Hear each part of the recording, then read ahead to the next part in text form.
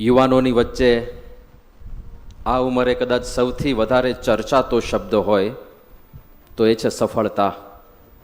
બધાએ સફળ થવું છે અને સફળ થવાના ફંડા શું છે એ માટેના ઘણા બધા યુટ્યુબ વિડીયોઝ પણ તમે જોઈને બેઠા હશો.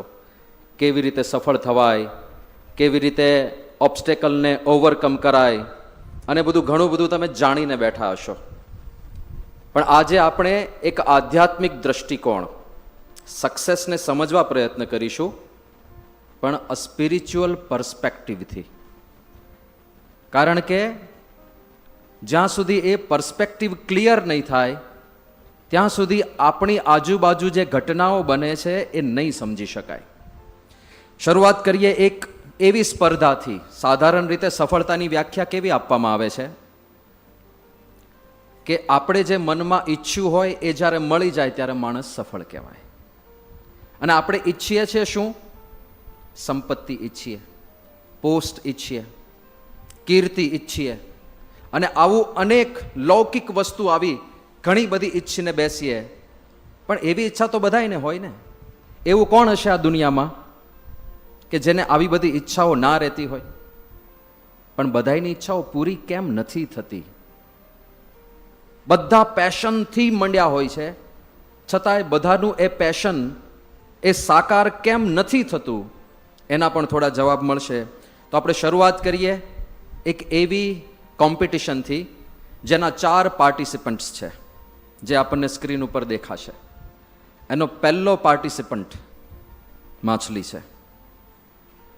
બીજો પાર્ટિસિપન્ટ, આને તો ઓળખો છો તમે બહુ સારી રીતે, કારણ કે લોકો એવું કહે છે કે આપણે આમાંથી ઉતરી આવ્યા છીએ. ત્રીજો પાર્ટિસિપન્ટ ચીતા, અને ચોથો પાર્ટિસિપન્ટ ગધેડો. આ 4 પાર્ટિસિપન્ટ્સ છે ચલો એક કોમ્પિટિશનના. હવે જોજો, કોમ્પિટિશન પ્રમાણે વિનર બદલાઈ જશે. દાખલા તરીકે દોડવાની કોમ્પિટિશન હોય તો કોનો પહેલો નંબર આવશે? ચીતા. તો સફળ કોણ થશે? ચીતા. પણ ઝાડ ઉપર ચડવાની કોમ્પિટિશન હોય તો વાંદરો સફળ થશે. પણ પાણીમાં તરવાની કોમ્પિટિશન હોય તો માછલી. અને વજન ઉપાડીને ચાલવાની કોમ્પિટિશન હોય તો ગધેડો. હવે જેમ જેમ સ્પર્ધા બદલાય એમ એમ એનો જે વિજેતા છે એ બદલાશે. આનાથી કહેવા શું માંગુ છું? આપણે પણ જે જુદા જુદા બેઠા છીએ એ આ બેની અંદર જેટલો ડિફરન્સ છે એટલો આપણા અંદર છે. તો પહેલો પોઈન્ટ એ છે કે સફળતા બધા માટે જુદી જુદી હોઈ શકે. માછલી પાણીમાં પહેલો નંબર લઈ આવે, પણ જમીન ઉપર દોડવાની સ્પર્ધા હોય, માછલી દોડે નહીં, એક કદમ પણ દોડે નહીં, પણ માછલી ખાલી 5 મિનિટ પાણીની બહાર રહીને દેખાડે ને તો પણ એ સફળ કહેવાય કે ના કહેવાય? જે ક્ષેત્રમાં એનું કાંઈ ગજું નથી ત્યાં એણે આટલું તો કર્યું તો એ સફળ કહેવાય. પોતાની જે ક્ષમતા છે એનાથી વિશેષ કંઈક કરી બતાવવું ત્યાં સફળતા છે. હવે તમે કમ્પેરિઝન નહીં કરી શકો. એટલે આ આખા સેશનમાં અમુક ટેક અવે મેસેજીસ છે જે તમારે આજે લઈને જવાના છે.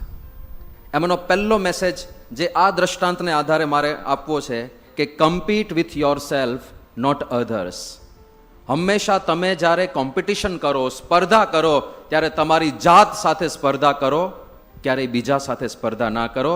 કારણ કે બીજો સંપૂર્ણ જુદો માણસ છે. એનું બેકગ્રાઉન્ડ જુદું છે, એની આવડતો જુદી છે, એની બુદ્ધિ ક્ષમતા જુદી છે, એની શરીરની સ્ટેમિના જુદી છે, એની પરવરિશ જુદી રીતે થયેલી છે.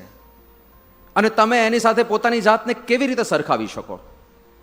એ નાનપણથી ભણ્યો છે, જુદા વાતાવરણમાં ભણ્યો છે, એના મિત્રો જુદી પ્રકારના હતા, એને જે પ્રકારનું ગાઈડન્સ મળ્યું છે એ પણ અલગ છે. અને હવે તમે એક સ્ટેજ ઉપર છો, પણ કેટલો ભેદ છે. અને એવા વ્યક્તિ સાથે તમે કોમ્પીટ કરો અને દર વખતે નિરાશ થાવ કે કેમ દર વખતે આગળ વધી જાય છે, કેમ એ આગળ વધી જાય છે, કેમ હું એના જેટલું નથી કરી શકતો? કારણ કે તમે જુદા છો. તમારી જે એનર્જી એફિશિયન્સી છે એનાથી એક સ્ટેપ વધારે કરી બતાવો. બસ compete with yourself, not with others. આ પહેલો ટેક અવે મેસેજ છે. પણ હવે સ્પિરિચ્યુઆલિટી ક્યાં આવે છે? આ તો જનરલ મેસેજ છે, આ તો કોઈ પણ આપી શકે ને. આવા મેસેજ તો તમને બહાર પણ મળવાના જ છે કે બસ પોતાની સાથે જ સ્પર્ધા કરો અને બીજા કોઈની સામે ના જુઓ, તમારી સામે જ નજર રાખો. આ તો બધી કોમન વસ્તુઓ છે. સ્પિરિચ્યુઅલ પર્સપેક્ટિવ ક્યાં આવે છે? આધ્યાત્મિક દ્રષ્ટિકોણ. ત્યાં એક પ્રશ્ન ઊભો થાય કે why are we the way we are? આપણે આવા કેમ છીએ? કેમ કોઈક વ્યક્તિ એવો છે અત્યંત બુદ્ધિશાળી, એક જ વખત વાંચે અને એને યાદ રહી જાય? એવા વિદ્યાર્થીઓ તમે જોયા હશે. છેલ્લા દિવસે મહેનત કરે અને 90+ લઈ આવે એવા સ્ટુડન્ટ્સ તમે તમારી આજુબાજુમાં જોયા હશે. જોયા છે? યસ. અને સામે એવા પણ જોયા હશે કે બિચારા આખું સેમેસ્ટર વાંચે, પ્રામાણિકતાથી વાંચે, રેગ્યુલર રોજ વાંચે, અને છતાંય જ્યારે પરીક્ષાનું રિઝલ્ટ આવે ત્યારે 70, 65, 75 સુધી માંડ પહોંચ્યા હોય. કેમ આવું થાય છે? આ તો ખાલી મેં બુદ્ધિના ભેદ કયા. કોઈકને સમૃદ્ધ પરિવારમાં જન્મ મળે છે, કોઈકને ગરીબ પરિવારમાં જન્મ મળે છે. આવા ભેદભાવો શું કામ? જેને ગરીબ પરિવારમાં જન્મ મળ્યો એને એટલું તો નિશ્ચિત થઈ ગયું કે એને સારું એજ્યુકેશન, સારી સ્કૂલ નહીં મળે, એને સારા શિક્ષકો મળવાના ચાન્સીસ ઘણા ઓછા છે, એને સુવિધા નહીં મળે, એને પુસ્તકો લેવા હશે તો પણ એને ત્યાં વ્યવસ્થા નહીં હોય, એને ઘરે વાંચવું હશે રાત્રે તો એનો અલાયદો રૂમ નહીં હોય, કશું જ નહીં મળે. તો વિકાસના, આગળ વધવાના, પ્રગતિના ચાન્સીસ કેટલા નેરો થઈ ગયા, કેટલા ઓછા થઈ ગયા. અને એની સામે કોઈક સમૃદ્ધ પરિવારમાં જન્મ્યો, નાનપણથી સારામાં સારી સ્કૂલ, સારામાં સારા ટ્યુશન માટેના શિક્ષકો મળે, ઘરે બધી જ ફેસિલિટી મળે, જે પુસ્તક જોઈતું હોય હાજર થાય, સ્ટડી કરવા માટે અલગ એનો સ્ટડી રૂમ હોય, એનું સ્પેશિયલ ટેબલ હોય સ્ટડી કરવા માટેનું, બધી સુવિધાઓ મળે, ચાન્સીસ કેટલા વધી જાય પ્રગતિ કરવાના. તો કેમ કોઈક ગરીબને ત્યાં જન્મ્યું, કોઈક અમીરને ત્યાં જન્મ્યું? કેમ કોઈક બહુ નસીબવાળો છે? હવે તમે બિઝનેસમાં પણ જોયા હશે એવા માણસો કે જે ધંધામાં હાથ નાખે એમાં સફળતા જ મળે. એ શેર બજારમાં ઇન્વેસ્ટ કરે તો એણે જે શેર લીધા હોય એના ભાવ વધી જાય. એ કોઈ દુકાન ખોલે તો એમાં પણ ધંધામાં એને સફળતા મળે. અરે સાધારણ એ લારી ખોલે તો લારીનો બિઝનેસ પણ સારામાં સારો ચાલે, રેસ્ટોરન્ટ ખોલ્યું હોય તો એ પણ જબરજસ્ત ચાલે. અને એની સામે એવા અભાગ્યા માણસો પણ જોયા હશે કે જ્યાં જ્યાં રોકે ત્યાં ગયું.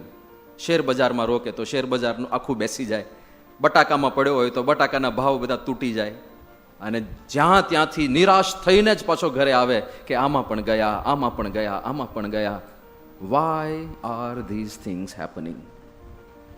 કેમ આટલા બધા ડિફરન્સીસ, કેમ આટલા બધા ભેદભાવો? કોઈક સારો દેખાય છે, કોઈક અત્યંત રૂપવાન છે, કોઈક કદરૂપો દેખાય છે, કોઈક હાઈલી ટેલેન્ટેડ છે, ભણવામાં આગળ નથી પણ કોઈક હાઈલી ટેલેન્ટેડ છે, અને કોઈનામાં કોઈ કળા જ નથી. કોઈ ટિકટોક વિડીયો બનાવે તો એવી બનાવે છે કે આખી દુનિયા જોતી રહી જાય, અને બીજો એ પ્રકારની બનાવવા જાય અને પોસ્ટ કરે એટલે કોમેન્ટમાં લખેલો આવે કે આના કરતાં તો ગધેડો વધારે સારું નાચે. કેમ આટલા બધા ભેદભાવ? આ બધાનો જવાબ સ્પિરિચ્યુઅલ પર્સપેક્ટિવમાં આવશે. તો શરૂઆત કરીશ એક પુનર્જન્મના પ્રસંગથી. એટલા માટે કારણ કે આપણા શાસ્ત્રો સ્પષ્ટ કહે છે, આપણે અત્યારે આપણી જાતને જે માનીએ છીએ, આપણું જે ઇન્ટ્રોડક્શન આપણે આપીએ છીએ કે હું રાહુલ છું, હું અહીંયા રહું છું, આ મારું ગામ, આ મારું શહેર, આ મારા માતા પિતા, આ મારો પરિવાર, આ મારા કપડાં, આ મારી સ્કૂલ, આ મારું ટ્યુશન, આ મારા શિક્ષકો, જે પરિચય આપણે આપણો આપીએ છીએ એ આ શરીરનો પરિચય છે, આ બોડીનો પરિચય છે. આપણું મૂળ સ્વરૂપ તો આત્મા છે. અને જેના માટે આપણા શાસ્ત્રો કહે છે અજો નિત્ય શાશ્વતોયમ પુરાણો ન હન્યતે હન્ય માને શરીરે. આપણે અજન્મા છીએ, ક્યારેય જન્મ્યા નથી. આપણે અમર છીએ, નિત્ય શાશ્વત, આપણે ક્યારેય મરવાના નથી. શરીર બદલાશે, આ શરીરમાંથી બહાર નીકળીને બીજા શરીરમાં જવાના છીએ, પણ ક્યારેય મરતા નથી. હવે તમે તમારી જાતનો વિચાર કરો કે આપણે કોણ છીએ, તો હવે મહેમાન થઈ ગયા શરીરમાં. તો પહેલા તો આ વાત માનીએ કે ખરેખર આ વસ્તુઓ સાચી છે કે પછી આપણા શાસ્ત્રોએ બધી વાર્તાઓ કહી છે. ત્યાંથી આપણી સ્પિરિચ્યુઆલિટી શરૂ થાય છે. અધ્યાત્મ શબ્દમાં જ આત્મા શબ્દ પડ્યો છે. આત્મજ્ઞાનથી જ અધ્યાત્મની સફર શરૂ થાય છે. આપણે આત્મા છીએ અને આપણા જન્મ થતા રહે છે. આનંદની વાત એ છે કે જેમ જેમ રિસર્ચિસ થાય છે, જેમ જેમ આધુનિક સંશોધનો થાય છે, એમ આ વિષય વધારે એક્સપ્લોર થઈ રહ્યો છે. અને અત્યારે દુનિયામાં એવા પ્રસંગો બની રહ્યા છે પાછા કે જેમાં બાળકને એનો ગયો જન્મ યાદ હોય. દાખલા તરીકે હું જૂનો પ્રસંગ કહીશ પહેલાં. 1983નો આ પ્રસંગ છે. આગ્રા પાસે, આગ્રાથી 13 કિલોમીટર દૂર એક બાધ નામનું ગામ છે, અને એમાં એક બાળકનો જન્મ થયો. માતા પિતાએ નામ પાડ્યું તોરણસિંહ, પણ બધા હુલામણા નામ ટીટુસિંહથી એને ઓળખતા હતા. ટીટુસિંહ મોટો થયો અને 2-2.5 વર્ષે બાળક બોલવાનું શરૂ કરે. આણે જેવું બોલવાનું શરૂ કર્યું એવું બોલવા માંડ્યો કે આ મારું ઘર નથી, આ મારા સગાવાલા નથી, મારા માતા પિતા તો આગ્રામાં રહે છે, ત્યાં સહજગંજમાં મારો બંગલો છે. હવે આગ્રાના એક વિસ્તારનું નામ આ બાળકને ખબર છે. સહજગંજમાં મારો બંગલો છે. તમે મને ટીટુ ટીટુ કહો છો, પણ મારું નામ સુરેશ વર્મા છે. ત્યાં મારા ધર્મપત્ની ઉમા પણ રહે છે, ઉમા વર્મા. મારી રેડિયો અને ટીવીની દુકાન છે આગ્રાની મેઇન સ્ટ્રીટ ઉપર, અને મારા 2 બાળકો છે, રોનુ અને સોનુ. એલા તું હજુ બાળક છે 2.5 વર્ષનું, અને તું કહે છે મારા 2 બાળકો છે. પણ એ પૂર્વજન્મની બધી સ્મૃતિઓ ઇમર્જ થતી હતી અંદરથી. શરૂઆતમાં તો માતા પિતાને એવું લાગ્યું કે શેરીમાં બાળકો કંઈક સાંભળે ને એ ઘરે આવીને બોલતા હોય છે. તો શરૂઆતમાં મા બાપને એવું લાગ્યું કે ગલીમાં રમતા રમતા કંઈક સાંભળતો હશે છોકરો, અને એ જ વસ્તુ ઘરમાં આવીને બોલતો હશે. આપણે ઘણીવાર એવા અનુભવ થયા હશે કે બહારનું સાંભળીને ઘરે બોલ્યા અને માતાની થપ્પડ પડે ગાલ ઉપર, ત્યારે ખબર પડે કે હું જે બોલ્યો એને ગાળ કહેવાય, એ ઘરમાં ના બોલવાની હોય. આવા અનુભવ ઘણા થયા છે. તો પહેલાં તો એવું લાગ્યું મા બાપને, પણ આની ફ્રીક્વન્સી વધતી ગઈ. રોજ રોજ રોજ એના માતૃશ્રી રસોઈ કરતા હોય તો આ છોકરો બોલે કે મમ્મી મમ્મી તું કેમ આ જૂની પુરાણી ફાટેલી સાડીઓ પહેરે છે? મારી ધર્મપત્ની ઉમા એ તો નવી નક્કોર કડક સાડીઓ પહેરતી હતી. હવે આવું અચાનક આવું બધું જ બોલ્યા કરે. પૂર્વ જન્મમાં જ એ સતત રમમાણ રહેતો હતો. એટલે હવે એક વખત થયું એવું કે આ તોરણસિંહ જે હતો એનો મોટો ભાઈ હતો અશોક. અશોકને એક વખત આગ્રા જવાનું થયું, અને ત્યારે એને યાદ આવ્યું કે પેલો ટીટુ રોજ વાત કરે છે કે હું આગ્રાનો છું, સહજગંજમાં મારું મકાન છે, અને ત્યાં રેડિયો અને ટીવીની મારી દુકાન છે. દુકાનનું નામ પણ બોલે કે સુરેશ રેડિયોઝ, એવું દુકાનનું નામ છે. એટલે અશોકને જિજ્ઞાસા જાગી કે ચલો જોઈએ તો ખરા કે આવી કોઈ દુકાન છે. ત્યાંથી શરૂઆત કરીએ ને. પેલો છોકરો બધી વાતો કર કરે છે, તો એ આગ્રાની મેઇન ગલી ઉપર શોધવા માટે નીકળ્યો કે કોઈ બોર્ડ છે અશોક રેડિયોઝનું. અને એ વખતે એને આ બોર્ડ જોવા મળ્યું, સુરેશ રેડિયોઝ લખેલું. હવે તમે જોજો 1983માં જે બ્રાન્ડ ફેમસ હતી ને, આ એ વખતનો ફોટો છે. બુશના રેડિયોઝ મળતા, આ બધા જૂના કાર્યકરો બેઠા છે, એમને ખબર હશે. વેસ્ટર્ન કોઝમિકના ટીવી આવતા એ વખતે, આ એ વખતનું બોર્ડ છે. એટલે દુકાન તો મળી ગઈ, સુરેશ રેડિયોઝ. જે પેલો ટીટુ વાત કરતો હતો એ જ નામ, અને રેડિયો અને ટીવીની જ દુકાન. એટલે પછી આ અંદર ગયો જિજ્ઞાસાથી. અંદર લગભગ 45 વર્ષના એક મહિલા એ દુકાનનું સંચાલન કરતા હતા. એટલે આણે જઈને પૂછ્યું, અજાણ થઈને પૂછ્યું કે આ બહાર જે બોર્ડ લાગેલું છે સુરેશ રેડિયોઝ, તો એ સુરેશભાઈ મળશે? તો પેલા બેને વાત કરી કે ના ના, એ સુરેશભાઈ તો 4 વર્ષ પહેલાં એમનું મૃત્યુ થઈ ગયું, અવસાન થઈ ગયું. તો કે તમે કોણ છો? કે હું એના ધર્મપત્ની, મારું નામ ઉમા વર્મા છે. તો 2 વસ્તુ મેચ થઈ ગયા. દુકાનનું નામ મેચ થયું, ધર્મપત્નીનું નામ ઉમા વર્મા એ પણ મેચ થયું, અને આણે જે સરનેમ કહી હતી કે મારું નામ સુરેશ વર્મા છે, એ વર્મા સરનેમ પણ મેચ થઈ. બધું મેચ થાય છે.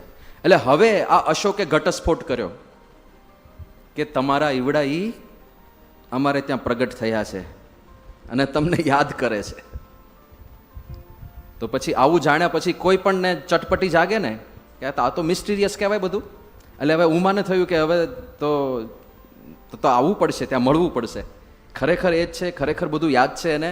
એટલે ઉમાએ ઘરે જઈને એના સાસુ સસરાને વાત કરી કે આજે દુકાને એક આવા ભાઈ આવ્યા હતા, અને એમણે કહ્યું કે તમારા પતિદેવ તો અમારે ત્યાં જન્મ્યા છે ને તમને બધાને યાદ કર્યા કરે છે, ઉમાને યાદ કરે છે, રોનુ સોનુને યાદ કરે છે, માતા પિતાને યાદ કરે છે. તો પછી તો એ લોકોની ચટપટી જાગી, તો જઈએ. 13 કિલોમીટર જ દૂર છે, આપણી પોતાની ગાડી છે. તો એમની મારુતિ 800 ગાડી લઈને ગયા, અને બહાર ગાડી પાર્ક કરીને જેવા ઘરની અંદર પ્રવેશ કર્યો, પેલા ટીટુએ જોયા કે મારા મા બાપ આવ્યા ગયા જન્મના, અને સીધો દોડીને પગ ઉપર લપેટાઈ ગયો અને વાતો કરવા માંડ્યો. હવે એક બાળક કોઈ અજાણ વ્યક્તિ ઘરમાં આવે તો આવી રીતે સીધો ભેટી પડે ક્યારેય નહીં. બાળક તો અજાણ્યા માણસોથી ડરતો હોય, પણ આ તો ભેટી પડ્યો અને બધી વાતો કરવા માંડ્યો, અને વિધિન 5 મિનિટ્સ, ખાલી 5 જ મિનિટ વાતો કરી મા બાપ સાથે. એના માતા પિતાએ સ્વીકાર લીધું કે આ અમારો દીકરો સુરેશ જ છે, એને બધી જ ખબર છે. અમારો દીકરો જે રીતે જે પ્રકારની વાતો કરતો હતો એ જ બધું કહે છે. આ હવે ઉમા સાથે હતા, ઉમાને હજી મનાતું નહોતું. એટલે ઉમાએ હળવેક દઈને પૂછ્યું કે ભાઈ મને મનાતું નથી, મને મનાય એવી કંઈક વાત કરો. તો પેલા ટીટુએ કીધું કે યાદ છે આપણે એક વખત મેળામાં ગયા હતા, અને મેળામાં તે મીઠાઈ ખાવાની જીદ પકડી હતી, અને મેં તને આખું બોક્સ મીઠાઈનું લઈ આપ્યું હતું ને તું આખું બોક્સ ખાઈ ગઈ હતી. યાદ છે? ઉમા કે બરાબર છે, યાદ છે. અને કે આ વાત તો મેં કોઈને કહી પણ નથી, આવી વાત થોડી કોઈને કહે કે હું આટલી ખાઉધરી છું ને આખું બોક્સ ઝાપટી ગઈ હતી. એ કે આ વાત તો મેં કોઈને કહી પણ નથી, આ તો મને અને સુરેશને બેને જ ખબર છે ને તમને યાદ છે બરાબર. તો ઉમાને પણ હવે મનાવા લાગ્યું. પછી તો જે બધી વાતો કરી આણે, સીધું જ પૂછ્યું કે રોનું અને સોનું ક્યાં છે, એમને કેમ ના લાવ્યા તમે? અને પછીનો તરતનો પ્રશ્ન કે એ લોકો બરાબર ભણે તો છે ને? હવે જુઓ એક બાપ, એના હૃદયની ભાવના શું છે. પુનર્જન્મ થઈ ગયો છે, છતાંય જ્યારે પોતાના સંતાનોને યાદ કરે છે ત્યારે પહેલો પ્રશ્ન શું પૂછે છે કે એ લોકો બરાબર ભણે તો છે ને? કદાચ આઉટરાઇટ આપણા પેરેન્ટ્સ આપણને રોજ નહીં પૂછતા હોય કે બરાબર ભણે તો છે ને બેટા, પણ એના અંતરમાં સતત આ ભાવના ચાલતી હશે ને કે મારો દીકરો બરાબર ભણતો તો હશે ને કોલેજ જઈને, કે બીજું જ કંઈક કરતો હશે. જન્મ બીજો થઈ ગયો તો આ પ્રશ્ન ઊભો છે પપ્પાના મનમાં કે મારા દીકરાઓ બરાબર ભણે તો છે ને? પછી એ ટીટુ સીધો બહાર દોડ્યો કે મારી ફિયાટ ગાડી લઈને તમે આવ્યા છો? ગાડી જોવા માટે ગયો તો બહાર તો મારુતિ 800 પડી હતી, અને આ બહાર આવીને સીધો એમના માતા પિતાને કે ફિયાટ લઈને કેમ ના આવ્યા? તમને ખબર છે મને ફિયાટ બહુ ગમે છે, કેમ ફિયાટ ના લાવ્યા? કેમ આ મારુતિ લઈને આવ્યા? એના પપ્પાને એક એક વાતે આશ્ચર્ય થાય કે આ છોકરાને કેવી રીતે ખબર પડી કે અમારે ત્યાં ફિયાટ ગાડી હતી? એને તો અમે કહ્યું જ નથી. તો બધું પ્રૂવ થતું હતું. પછી તો પાછા ગયા. આ કિસ્સો એ વખતે બહુ પ્રખ્યાત થયેલો, છાપાઓમાં પણ ખૂબ છપાયો, ઘણા બધા ન્યૂઝ ચેનલોએ પણ આનું કવરેજ લીધેલું. અને one of the oldest documentaries on reincarnation એ આ ટીટુ ઉપર બનેલી છે. અત્યારે કોઈ કે યુટ્યુબ ઉપર પણ અપલોડ કરેલી છે. હમણાં કોઈ ખોલતા નહીં, પછી ઘરે જઈને સ્ટડી કરજો થોડો. પછી તો ઘણા બધા રિસર્ચર્સ આવ્યા. એક ભાઈને વિચાર આવ્યો કે આપણે ટીટુને લઈને આગ્રા જ જઈએ. એણે આગ્રા જોયેલું છે ગયા જન્મમાં, એને બધા રસ્તા પણ ખબર હશે, એને એની દુકાન પણ ખબર હશે, તો ચલો લઈ જઈએ. અને હજુ રોનું સોનું મળ્યા નથી તો એની સાથે મુલાકાત કરાવીએ. તો એને લઈને ગયા. આ લોકોએ પ્લાનિંગ એવું કર્યું કે આપણે ગાડીમાં આ ટીટુને બેસાડીને જવાનું, અને એની જ દુકાન પાસેથી સડસડાટ ગાડી પસાર કરી દેવાની. જો ખરેખર એને રસ્તાઓ યાદ હશે અને એની દુકાન યાદ હશે તો એ ઊભી રખાવશે ગાડી. અને ખરેખર એ લોકોએ આમ કર્યું ને તો જેવી દુકાન પાસ થઈ, પેલો ટીટુ કે ક્યાં જાઓ છો? અમારી દુકાન તો પાછળ જતી રહી, યુટર્ન કરો, પાછી વાળો. પાછી વાળી દુકાને ઉતર્યા, દુકાનની અંદર ગયા, અને આજુબાજુ જોઈને આ બાળકે છેલ્લા 5-6 વર્ષમાં દુકાનમાં જેટલા ચેન્જીસ કરેલા હતા બધા બોલી ગયો. દુકાનમાં તો તમે ફર્નિચર બદલતા રહો, કંઈક વસ્તુ બદલતા રહો, તો આને 6 વર્ષ પહેલાની દુકાન યાદ છે. જ્યારે લઈ ગયા દુકાને ત્યારે 6 વર્ષનો થઈ ગયો હતો. 6 વર્ષમાં જેટલા પણ ફેરફારો થયા હતા, કે આ ટીવી સેટ આપણે ત્યાં રાખતા હતા, આ કબાટ નવો કરાવ્યો, આ પંખો અહીંયા નહોતો એ નવો ફિટ કર્યો, બધું બોલી ગયો. અને ઉમા ત્યાં હાજર હતા. ઉમાએ બધી વાતમાં સાક્ષી પૂરી કે આ બધી વાત સાચી છે. હજુ રોનું અને સોનુને મળ્યા નહોતા. તો આ લોકોએ શું કર્યું? શેરીમાં રોનું અને સોનુની ઉંમરના બાળકો જે રમતા હતા અમુક, એ બધાને ભેગા કર્યા અને બધાને એક સાથે એક લાઈનમાં બેસાડી દીધા. અને પછી રોનું અને સોનુને બોલાવીને એ લોકોને પણ વચ્ચે રેન્ડમલી મૂકી દીધા. અને પછી આ ટીટુને બોલાયો. ત્યાં સુધી એને દુકાનમાં જ રાખ્યો. પછી ટીટુને બોલાયો કે ચલો આ 15 બાળકો છે, આમાંથી રોનું કોણ અને સોનું કોણ એ એક્ઝેક્ટલી તારે નામ અને વ્યક્તિ સાથે કહેવાનું. હવે અજાણ્યા માણસોમાં હું તમારામાંથી કોણ રોહન મને કેવી રીતે ખબર હોય, કોણ દીપક મને ક્યાંથી ખબર હોય? પણ એક જ નજર, વિધન અ સિંગલ ગ્લાન્સ, એક જ નજરની અંદર આ ટીટુએ કહી દીધું કે આ રોનું છે અને આ સોનું છે. અને એ પણ સાચું હતું. પછી આને એક પ્રશ્ન છેલ્લો એ પૂછ્યો કે એ વાત કર કે તું મર્યો કેવી રીતે? અને ત્યારે એણે કહ્યું કે હું મારી ફિયાટ ગાડી લઈને ઘરે ગયો, દુકાન બંધ કરીને, અને રોજની જેમ મેં હોર્ન વગાડ્યો જેથી ઉમા બહાર આવીને દરવાજો ખોલે. અને જેવો હોર્ન વગાડ્યો એ જ વખતે મેં જોયું કે શેરીમાં બે મારા મિત્રો સામે ચાલીને આવતા હતા. એ વખતે એસી ગાડી નહોતી એટલે મારો કાચ ખુલ્લો હતો, અને મારા એક મિત્રના હાથમાં રિવોલ્વર હતી. એણે મારા લમણા ઉપર ગોળી મારી અને ત્યાં મારું મૃત્યુ થયું. એ મિત્રનું નામ પણ એણે આપ્યું અને એણે કેવા રંગનો કઈ પ્રકારનો શર્ટ પહેર્યો હતો એની પણ વાત કરી. અને આ લોકોએ બધો ડેટા જ્યારે તપાસ્યો કે મર્યો કેવી રીતે, એનો પોસ્ટમોર્ટમ રિપોર્ટ એક્ઝેક્ટલી આણે જે રીતે કહ્યું હતું એ જ મિત્રએ હત્યા કરી, અહીંયા જ ગોળી મારીને હત્યા કરી, રિવોલ્વરથી એ જ કપડાં, બધું સાચું હતું. હવે એક 2.5-3 વર્ષનો છોકરો કે જે 13 કિલોમીટર દૂર જન્મ્યો છે, જેઓ ક્યારેય આગ્રા આવ્યો નથી, એ બધું એક વ્યક્તિને કેવી રીતે યાદ હોય? એટલે આ પ્રસંગ ત્યારે બહુ પ્રખ્યાત થયેલો. પછી આ લોકોને બીજો એક વિચાર આવ્યો કે કહે છે કે લમણામાં ગોળી વાગી અને આ છોકરાનું મૃત્યુ થયું, તો આ જન્મમાં ત્યાં કાંઈ છે નિશાન જેવું? એટલે એ લોકોએ એના વાળ અહીંથી કાપ્યા, અને વાળ પેલા ટ્રીમરથી કાપ્યા તો આ નિશાન જોવા મળ્યું. એક્ઝેક્ટલી જ્યાં ગયા જન્મમાં ગોળી વાગી હતી ત્યાં આ જન્મમાં સફેદ ડાઘ હતો, અને ત્યાં એટલામાં વાળ ઉગતા નહોતા. હવે આ તો એક પ્રસંગ થયો, આવા હજારો પ્રસંગ બને છે. યુનિવર્સિટી ઓફ વર્જિનિયાના એક પ્રોફેસર છે, પ્રોફેસર ઇયાન સ્ટીવનસન. આ એક જ વ્યક્તિએ પુનર્જન્મ ઉપર વર્ષો સુધી સંશોધન કર્યું. દેશ પરદેશમાં ફર્યા, જ્યાંથી એને સમાચાર પ્રાપ્ત થાય કે અહીંયા એક બાળક પોતાના પૂર્વજન્મની વાત કરે છે, અહીંયા એક બાળક એવી ભાષા બોલે છે જે કોઈને ના આવડતી હોય, અહીંયા એક બાળક એવી અવનવી વાતો કરે છે કે હું અહીંયા હતો ને આવું કરતો હતો, તરત જ ત્યાં પહોંચી જાય, એનો ઇન્ટરવ્યૂ લે. જો નજીકમાં ઘર હોય તો એના પૂર્વજન્મના રિલેટિવ્સ પાસે લઈ જાય, એની સાથે વાર્તાલાપ કરાવડાવે. અને આ એક જ માણસે મોર દેન 3000 ઇન્સિડન્ટ્સ, 3000થી વધારે પ્રસંગો ભેગા કર્યા. અને પછી એણે પુસ્તકો લખ્યા છે. એમાંનું એક પુસ્તક ચિલ્ડ્રન હુ રિમેમ્બર પ્રીવિયસ લાઈવ્સ. આમાં બધા રસપ્રદ પ્રસંગો એમણે મૂક્યા કે જેમાં બાળકને ગયો જન્મ યાદ હોય. પછી બીજું એક પુસ્તક એણે લખ્યું છે અનલર્ન્ડ લેંગ્વેજ, કે બાળકો એવી ભાષા બોલતા હોય જે ભાષા એ ક્યારેય શીખ્યા જ ના હોય, જે ભાષાનું કોઈ એક્સપોઝર એને મળ્યું ના હોય. અત્યારે બનાસકાંઠાની એક દીકરી, એનો પ્રસંગ ગુજરાતમાં બહુ ચર્ચાય છે. ખબર છે કોઈને શું બોલે છે? હા, 2 પ્રસંગો તો તમે કહો છો ઇંગ્લિશનો છે, એ સુરતનો એક પ્રસંગ છે, પણ આ બનાસકાંઠાનો છે, એ છોકરી હિન્દી બોલે છે. આશ્ચર્યની વાત એ છે, એના માતા પિતા સાધારણ ગરીબ પરિવારમાંથી આવે છે, એના ઘરમાં ટીવી નથી કે એના પિતાજી પાસે સ્માર્ટફોન નથી, ઘરમાં કોઈ હિન્દી બોલતું નથી. દેશી જે પ્રાદેશિક બનાસકાંઠાની ગામડાની ભાષા છે એ ભાષા બોલાય છે. અને આ છોકરી ફ્લુઅન્ટલી પોલિશ્ડ હિન્દી બોલે છે, જ્યારથી બોલવાનું શરૂ કર્યું ત્યારથી. અને હમણાં બહુ વાયરલ થઈ આ યુટ્યુબના અને બધા ઇન્સ્ટાના જમાનામાં, તો ઘણા બધા પત્રકારો એના ઇન્ટરવ્યૂ લેવા ગયા, તો પેલા પત્રકારને હિન્દી ના આવડતું હોય એના કરતાં સારું હિન્દી આ છોકરી બોલે. પત્રકારને સલાહ આપે કે એસે નહીં એસે પૂછો. સુરતમાં એક બાળકી છે, જ્યારથી બોલવાનું શરૂ કર્યું ત્યારથી ફ્લુઅન્ટ અમેરિકન ઇંગ્લિશ બોલે છે.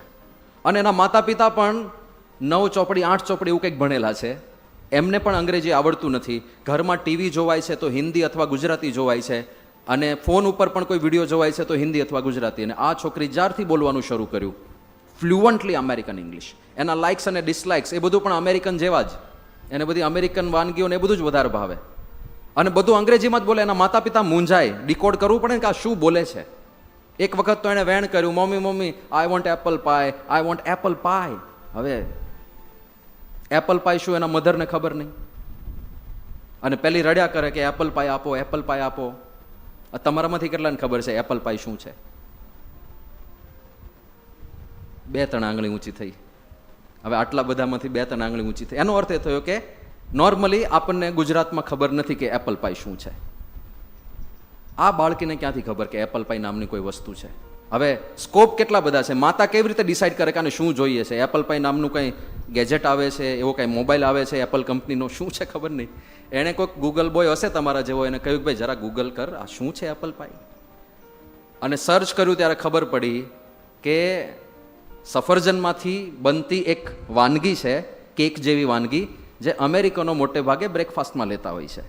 તો પછી એની રેસીપી શોધી, એ એપલ પાઈ બનાવ્યું, આ દીકરીને જમાડ્યું, ત્યારે દીકરીએ આશીર્વાદ આપ્યા કે માતા, હવે તમે સાચા માતા છો. પણ આવા પ્રસંગો અનેક બને છે. બેંગ્લોરમાં આવી એક બાળકી છે, મૂળ બીકાનેરની, રાજસ્થાન. એ પણ ફ્લુઅન્ટલી અમેરિકન ઇંગ્લિશ બોલે છે. અને એ તો બધું બોલે છે કે હું કેલિફોર્નિયામાં હતી, ત્યાં હું યોગા ટીચર હતી, મેં ઊંટ પણ પાળેલું હતું, એ બધી વાતો કરે છે.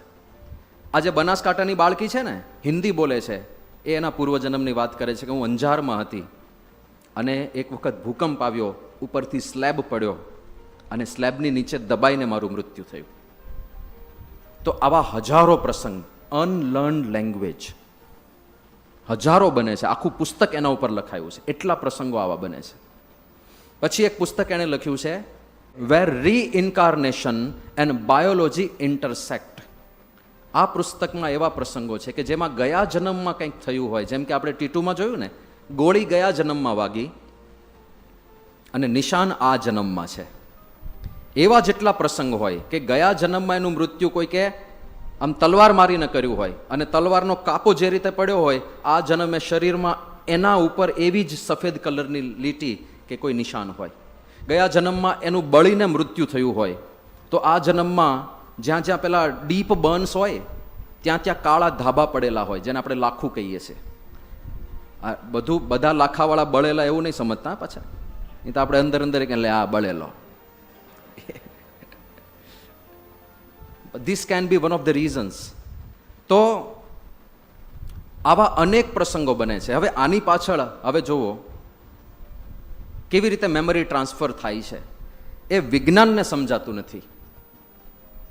વિજ્ઞાન શું માને છે? આપણી યાદશક્તિ ક્યાં છે? બ્રેઇનમાં.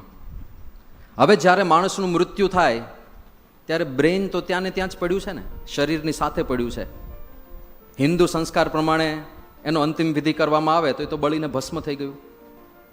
નોન હિન્દુ સંસ્કાર પ્રમાણે દફનાવવામાં આવે તો ત્યાં પણ ધૂળ ભેગું ધૂળ થઈ જાય છે. તો મગજ તો અહીંયા જ પડ્યું છે. તો પછી મેમરી ટ્રાન્સફર કેવી રીતે થાય છે નેક્સ્ટ બોડીમાં?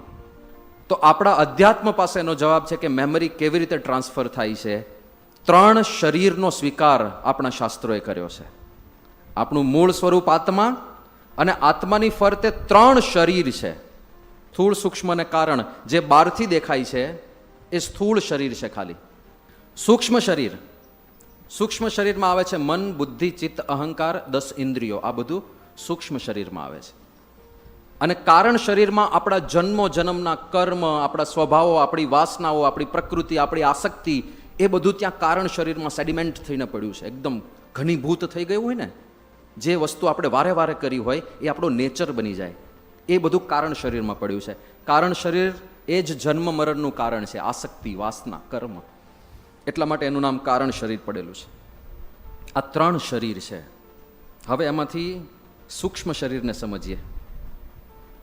સ્પષ્ટ કહે છે આપણા શાસ્ત્રો કે જ્યારે વ્યક્તિનું મૃત્યુ થાય ત્યારે સ્થૂળ શરીર મરે છે, સૂક્ષ્મ અને કારણ શરીર એ નેક્સ્ટ બોડીમાં એની સાથે જાય છે. કોણ કોણ જાય છે? સૂક્ષ્મ અને કારણ. હવે જો સૂક્ષ્મમાં શું છે? મન. એટલે વિચાર કરવાનું કોઈને શીખવાડવું ના પડે, બાળક એની મેળે શીખી જાય વિચાર કરવાનું. મન ભેગું છે, જન્મથી ભેગું છે. બુદ્ધિ, બુદ્ધિનું કામ છે સંશય, નિશ્ચય, નિદ્રા અને સ્મૃતિ. આ 4 કામ છે બુદ્ધિના આપણા શાસ્ત્ર પ્રમાણે. સ્મૃતિ ત્યાં પડી છે. મેમરી બુદ્ધિમાં છે અને બુદ્ધિ સૂક્ષ્મ છે, નેક્સ્ટ બોડીમાં ટ્રાન્સફર થાય છે. એટલે યાદશક્તિ પણ ટ્રાન્સફર થાય, એટલે ગયા જન્મની મેમરી પણ ટ્રાન્સફર થાય. પછી છે અહંકાર, હુંપણાની ભાવના. એ પણ ભગવાને બનાવેલી સૂક્ષ્મ શરીરની એક અદ્ભુત રચના છે. અહંકાર કાઢી નાખીએ તો આપણે બધા ગાંડા થઈ જઈએ. કારણ કે આપણે જે કાંઈ છીએ ને એ અહંકાર સાથે જોડાયેલી વસ્તુ છે. હું આ, મારું નામ આ, હું એન્જિનિયર, હું આનો દીકરો, હું આનો મિત્ર, એ બધું અહંકાર સાથે જોડાયેલું છે. જો અહંકારની બાદબાકી થઈ જાય, વી આર ઝીરો. આપણને ખબર જ ના રહે કે હું કોણ છું. પૂરું થઈ ગયું. તો અહંકાર એક સાધન છે, ભગવાને આપણને આપ્યું છે આપણી આઈડેન્ટિટી માટે. અને 10 ઇન્દ્રિયો પણ સૂક્ષ્મ છે. 10 ઇન્દ્રિયોમાં 5 જ્ઞાનેન્દ્રિય છે, 5 કર્મેન્દ્રિય છે. એ સૂક્ષ્મ ઇન્દ્રિયો શરીર સાથે જોડાય ત્યારે આ 12ની ઇન્દ્રિયો કાર્યરત બને. હવે આ થોડું સમજજો, થોડું કોમ્પ્લેક્સ છે, હું ટ્રાય કરું છું. 12 પણ આ બધી ઇન્દ્રિયો દેખાય છે ને, આંખને ઇન્દ્રિય કહેવામાં આવે છે, કાનને ઇન્દ્રિય કહેવામાં આવે છે, જીભને ઇન્દ્રિય કહેવામાં આવે છે, ત્વચા જે સેન્સ કરે છે એને ઇન્દ્રિય, અને સુગંધ નાક ઇન્દ્રિય છે. આ 5 જ્ઞાનેન્દ્રિય છે જ્યાંથી આપણે કંઈક સેન્સ કરીએ છીએ. પણ અહીંયા તો કીધું કે ઇન્દ્રિયો સૂક્ષ્મ શરીરમાં છે, તો આ બહારથી દેખાય છે તો આ ખાલી ઇન્દ્રિયના ગોલક છે, જેને કમ્પ્યુટરની ભાષામાં હાર્ડવેર અને સોફ્ટવેર કહી શકીએ. આ હાર્ડવેર છે. હાર્ડવેર ગમે તેટલું સારું હોય પણ અંદર ઓપરેટિંગ સિસ્ટમ જ ના હોય તો, તમારો મોબાઈલ ગમે તેટલો મોંઘો હોય પણ ઓએસમાં કંઈક ખામી આવી ગઈ હોય તો એ ચાલે નહીં. તો આ ઇન્દ્રિયોના ગોલક છે. એની સાથે જ્યારે ચક્ષુ ઇન્દ્રિય જોડાય ત્યારે આ કાર્યરત બને. તો જાગ્રત અવસ્થામાં બધી ઇન્દ્રિયો જોડાય. હવે 3 અવસ્થા સમજો: જાગ્રત, સ્વપ્ન અને સુષુપ્તિ. જાગ્રત અવસ્થામાં બધી ઇન્દ્રિયો એના ગોલક સાથે જોડાઈ જાય. એટલે જાગ્રતમાં તમે આંખો ખોલો તો દેખાય, આંખો બંધ કરો તો ના દેખાય. જાગ્રતમાં કાન તો ખુલ્લા જ હોય છે એટલે સંભળાયા કરે. જાગ્રતમાં કોઈ આપણને ટચ કરે તો એ સ્પર્શ સેન્સ થાય. પણ સ્વપ્ન અવસ્થામાં કેવું થાય છે કે બધી ઇન્દ્રિયો એના ગોલકથી ડિસ્કનેક્ટ થઈ જાય. એટલે તમે જોજો, ઘણીવાર તમે ટ્રેનમાં જતા હો અને ઊંઘી ગયા હો તો બહારનો અવાજ ગમે તેટલો કોલાહલ હોય એ તમને ડિસ્ટર્બ નહીં કરે, કારણ કે કર્ણ ઇન્દ્રિય ડિસ્કનેક્ટ થઈ ગઈ છે. બહારનો અવાજ તમને ડિસ્ટર્બ નહીં કરે. પણ પછી જ્યારે તમે જાગો ત્યારે ધીરે ધીરે બહારની વસ્તુઓ સંભળાવવાની શરૂ થાય. આવો અનુભવ કેટલાને થયો છે?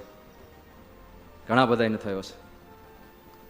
તો જેમ આપણે જાગીએ, એ સભામાં બેઠા હોય અને સભામાં સમાધિ થઈ ગઈ હોય, ઊંઘ આવી ગઈ હોય, પછી છેલ્લે જ્યારે વિદાય શ્લોક બોલાય ગુણાતીતમ ગુરુમ પ્રાપ્ય, ત્યારે હળવે હળવે સંભળાવવાની શરૂઆત થાય. હા, હવે સભા પરી. પણ એને પૂછવામાં આવે કે તું અહીંયા જ બેઠો તો, ચાલ પ્રવચનમાં શું વાત થઈ, વાત કર. એને કશું જ યાદ નહીં હોય, કશું સંભળાયું જ નહીં હોય. એટલે અહીંયા જ બેઠો તો, કાન તો ખુલ્લા જ હતા છતાંય કશું સંભળાયું નહીં હોય, કારણ કે ઇન્દ્રિયનું કનેક્શન તૂટી ગયું છે. તો જ્યારે આપણે સ્વપ્નમાં હોઈએ ત્યારે કનેક્શન તૂટી જાય. ભગવાને જે સ્વપ્ન સૃષ્ટિ રચી છે ને, હવે આપણે એવું માનીએ છીએ કે આ આંખોથી જ દેખાય છે, આંખ નથી જોતી, ચક્ષુ ઇન્દ્રિય જોવે છે. સપના દેખાય છે કે નહીં? અને લિટરલી દેખાય છે. આ રીતસર જેમ તમને જાગ્રતમાં બધું દેખાય ને, આ સભા મંડપ દેખાય, બધા માણસો દેખાય, એવી રીતે સપનામાં બધું જ દેખાય છે. કોણ જુએ છે? આ સૂક્ષ્મ ચક્ષુ ઇન્દ્રિય જુએ છે. સપનામાં ટચ પણ ફીલ થાય, કોઈક અડે તો તમને અનુભવ થાય કે આ મને અડ્યો. સપનામાં સંભળાય પણ ખરું, કોઈક વાતો કરે એ સાંભળી શકો તમે. સપનામાં સ્વાદ પણ આવે. અને એવી જ રીતે સપનામાં કર્મેન્દ્રિય પણ કામ કરે, હાથ પગ. ઘણીવાર સ્વપ્ન અને જાગ્રત વચ્ચેની અવસ્થા હોય ને, ત્યારે શું થાય કે પેલી ઇન્દ્રિયો હાથ સાથે જોડાવા પ્રયત્ન કરતી હોય. આપણે સપનામાં હાથ ઊંચા કરવા કે હાથ હલાવવા પ્રયત્ન કરીએ, પણ આપણને એવું લાગે કે કોઈકે મને જકડી રાખ્યો છે. એને સાયકોલોજીની ભાષામાં સ્લીપ પેરાલિસિસ કહેતા હોય છે. એ જાગ્રત અને સ્વપ્ન વચ્ચેની અવસ્થા છે કે જેમાં માણસ જાગવા પ્રયત્ન કરે છે. સપનામાં તમારી પાછળ વાઘ પડ્યો છે, તમે દોડવા પ્રયત્ન કરો છો પણ દોડી નથી શકતા, કારણ કે પગ અહીંયા સ્થિર પડ્યા છે ને. બૂમો પાડવા પ્રયત્ન કરે છે પણ ગળું ચાલતું જ નથી. એવા અનુભવ ઘણાને થયા હશે. જાગ્રત અને સ્વપ્ન વચ્ચેની અવસ્થા. ઘણીવાર કેવું થાય, માણસ સ્વપ્નમાં જાય, બધી ઇન્દ્રિયો સાથેના કનેક્શન તૂટી જાય, પણ જીહવા ઇન્દ્રિયનું કનેક્શન તૂટ્યું ના હોય. તો થાય શું, એ સપનામાં જે બોલતો હોય ને એ બધું અહીંયા લાઈવમાં બોલતો હોય. એટલે ઊંઘમાં બોલનારા માણસો તમે જોયા હશે. ઘણીવાર જે આપણી પગરૂપી ઇન્દ્રિય છે એ પણ એક કર્મેન્દ્રિય છે, ચરણ. તો ચરણ ઇન્દ્રિય સાથેનું કનેક્શન સ્વપ્ન અવસ્થામાં તૂટ્યું ના હોય, તો સપનામાં ચાલતો હોય તો અહીંયા ઊભો થઈને ચાલવા માંડે. એટલે ઊંઘમાં ચાલનારા માણસો પણ તમે જોયા હશે. આ બધું સ્થૂળ, સૂક્ષ્મ અને કારણ, આ 3 શરીરનો ખેલ છે. પણ આપણે એ જોતા હતા કે બુદ્ધિ સૂક્ષ્મ છે અને એ નેક્સ્ટ બોડીમાં ટ્રાન્સફર થાય છે. એટલે માણસને ગયો જન્મ યાદ હોય છે. આ વસ્તુ વિજ્ઞાન ક્યારેય નહીં સમજાવી શકે. આ શાસ્ત્ર, આપણા હિન્દુ ધર્મના શાસ્ત્ર પાસે આનો જવાબ છે. હવે ઓલરેડી તમને એક પ્રશ્ન થઈ ગયો હશે કે જો યાદ હોય તો અમને તો યાદ નથી. અમને ક્યાં યાદ છે? આ ટીટુને યાદ છે, પેલી બનાસકાંઠાની બાળકીને યાદ છે, સુરતની બાળકીને, અમને કેમ યાદ નથી? તો એની વાત શાસ્ત્રોમાં લખેલી છે કે જ્યારે જન્મ થાય માણસનો ત્યારે ભગવાન એની ગયા જન્મોની મેમરી ઉપર પડદો ઢાંકી દે છે. અને પડદો એટલા માટે ઢાંકી દે છે જેથી એ ફ્રેશ સ્ટાર્ટ કરી શકે. આપણને એમ થાય કે રાખે ને મજા આવે, બધું યાદ હોય તો મજા આવે. ના મજા આવે ભાઈ. શું પ્રશ્ન થાય બધું યાદ હોય તો?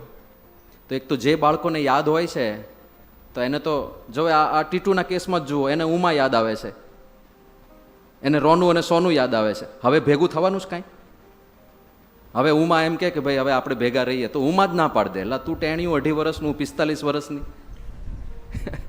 હવે કેમનું ભેગું થાય બધું? તો આવા બાળકોને પ્રશ્ન એ થાય કે એ ગયો જન્મ ભૂલી ના શકે, એ સંબંધીઓને ભૂલી ના શકે, આ જન્મના રિલેટિવ્સને એક્સેપ્ટ ના કરી શકે. એનું બાળપણ બહુ અસમંજસમાંથી પસાર થાય. પછી ધીરે ધીરે મેચ્યોર થઈ જાય એટલે એને ખબર પડી જાય કે આવી પરિસ્થિતિ હતી, પણ એને બાળપણમાં તકલીફ બહુ પડે. એટલે ભગવાન જે ઢાંકી દે છે એક ફ્રેશ સ્ટાર્ટ માટે સારું છે. બીજું, બાળક જ્યારે નાનું હોય ત્યારે એનું શરીર અસમર્થ હોય છે અને બધી જ મેમરી હોય. એટલે એને બધી જ મેમરી હોય કે હું દોડી શકું છું, હું ચાલી શકું છું, હું ગયા જન્મમાં ઓલિમ્પિકમાં ગોલ્ડ મેડલ હતો, દોડવામાં મારો પહેલો નંબર હતો, એ બધું એને યાદ હોય. પણ આ શરીર એટલું નાજુક નમણું છે કે દોડવા માટે શું, હલવા માટે તે સમર્થ નથી. એટલે ટેણીઓ આમ કરે, પગ હલાવે રાખે ઘોડિયામાં બેઠું બેઠું. જોયું ને? તો એને કેટલી પીડા થાય કે હારું મને બધું આવડે છે પણ આ શરીર કેવું છે, મને કંઈ સપોર્ટ નથી કરી છે. તો બાળક દુઃખી બહુ થાય. એટલે ભગવાન પડદો ઢાંકી દે છે, એ એના હિત માટે છે. પણ શ્રીમદ ભાગવતમાં એવું લખ્યું છે કે માતાના પેટમાં જ્યારે બાળકનું નિર્માણ થતું હોય અને જીવનો પ્રવેશ થઈ ગયો હોય ત્યારે એને બધું જ યાદ હોય છે. અને એ ભગવાનને પ્રાર્થના કરતો હોય છે કે મને આ ગર્ભવાસના દુઃખમાંથી છોડાવો, આ જન્મે હું તમારી ભક્તિ કરીશ. તો એને યાદ હોય છે. હવે આપણે પહેલું શીખીએ કે કેમ પેલા ટીટુને અહીંયા ગોળીનું નિશાન હતું. તમે જો, સૂક્ષ્મ શરીર એ તો જીવાત્માની સાથે ગયું, માતાના ગર્ભમાં બાળક બની રહ્યું છે. અને મોસ્ટલી કેવા બાળકોને ગયો જન્મ વધારે યાદ રહી ગયો હોય છે? જેનું એક્સિડેન્ટલ મૃત્યુ થયું હોય, જેનું નોર્મલ ડેથ ના હોય. એને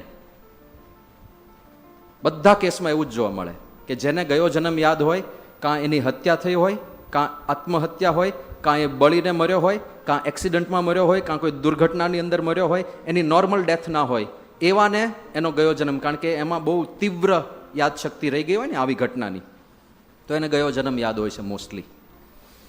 તો કેમ આવું થાય કે ગયા જન્મમાં જે રીતે મૃત્યુ થયું હોય એવું આ શરીરમાં જોવા મળે? કારણ કે ગર્ભમાં બાળકનું સૂક્ષ્મ શરીર સતત વિચારે છે કે મને અહીંયા ગોળી વાગી છે, મને અહીંયા ગોળી વાગી છે, મને અહીંયા ગોળી વાગી છે. એટલે જ્યારે એનું બોડી ફોર્મ થાય ત્યારે અહીંયા ગોળીનું નિશાન બની જાય. અહીંયા આગળ સાયન્સ છે કે આપણે જેવું વિચારીએ એની અસર આપણા શરીર ઉપર થાય છે.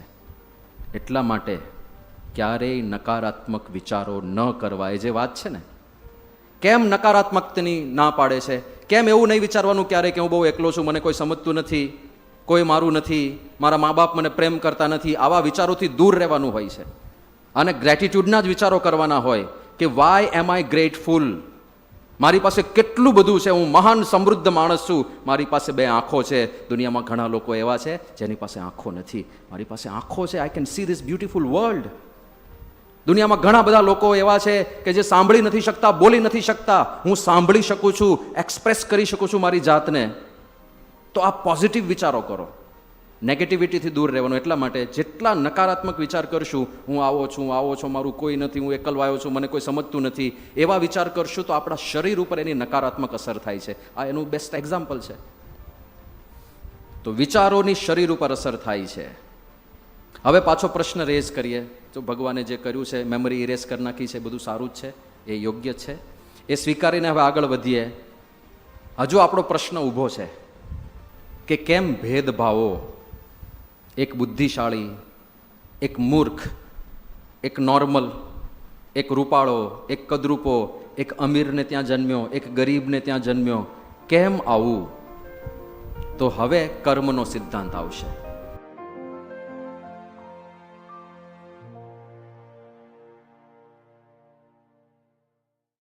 હજુ આપણો પ્રશ્ન ઊભો છે કે કેમ ભેદભાવો? એક બુદ્ધિશાળી, એક મૂર્ખ, એક નોર્મલ, એક રૂપાળો, એક કદરૂપો, એક અમીરને ત્યાં જન્મ્યો, એક ગરીબને ત્યાં જન્મ્યો. કેમ આવું? તો હવે કર્મનો સિદ્ધાંત આવશે. આપણને જે મળ્યું છે શેના આધારે? જેસી કરની વેસી ભરની. કર્મનો સિદ્ધાંત ટૂંકમાં સમજી લઈએ. 3 પ્રકારના કર્મ ગણવામાં આવ્યા છે.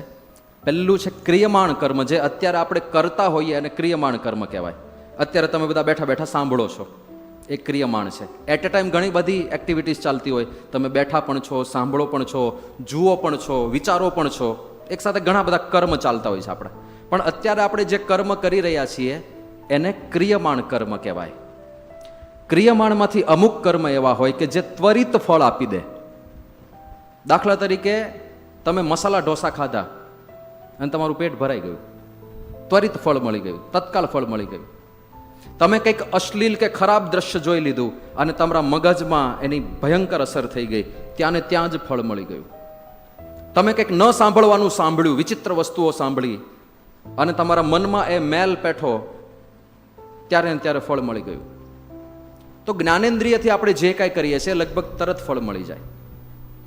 કર્મેન્દ્રિયમાં પાછું ક્યારેક ક્યારેક ત્વરિત મળે ને ક્યારેક નાય મળે. દાખલા તરીકે તમે મને લાફો મારી દીધો, તમારું એક કર્મ થયું, પણ મને પણ એટલો જ ગુસ્સો છે, મેં સામો વળગાડી દીધો, તો સેટલ થઈ ગયું, તત્કાલ ફળ મળી ગયું.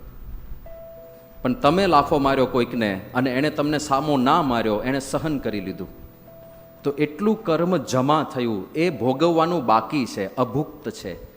જે ભોગવવાના બાકી હોય એ જે ભેગા થાય ને એને સંચિત કર્મ કહેવામાં આવે છે.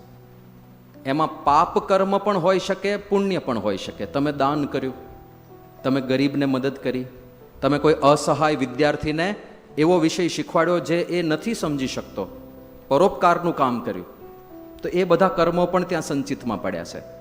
અને તમે કંઈક અયોગ્ય વ્યક્તિને એનું અપમાન કરી નાખ્યું જેનું ના કરવાનું હોય, લેવા દેવા વગર કોઈકને રંજાડ્યો, માર્યો, પીડા આપી, માનસિક ત્રાસ આપ્યો, શબ્દોથી ત્રાસ આપ્યો, એવું કંઈક કર્યું છે, એ પાપ કર્મ એ પણ અભુક્તમાં પડ્યા હોય, બધું સંચિતમાં પડ્યું હોય. જ્યારે આપણો આ જન્મ પૂરો થાય ત્યારે સંચિત કર્મનો મોટો પટારો આપણે ભેગો કરી રાખ્યો હોય. અને પછી જ્યારે નેક્સ્ટ જન્મ આવે, જરૂરી નથી મનુષ્યનો જ આવે, જે આવે તે, એ જ્યારે જન્મ ભગવાન આપે છે, કર્મનો સિદ્ધાંત અને કર્મફળ પ્રદાતા એ ભગવાન પોતે છે.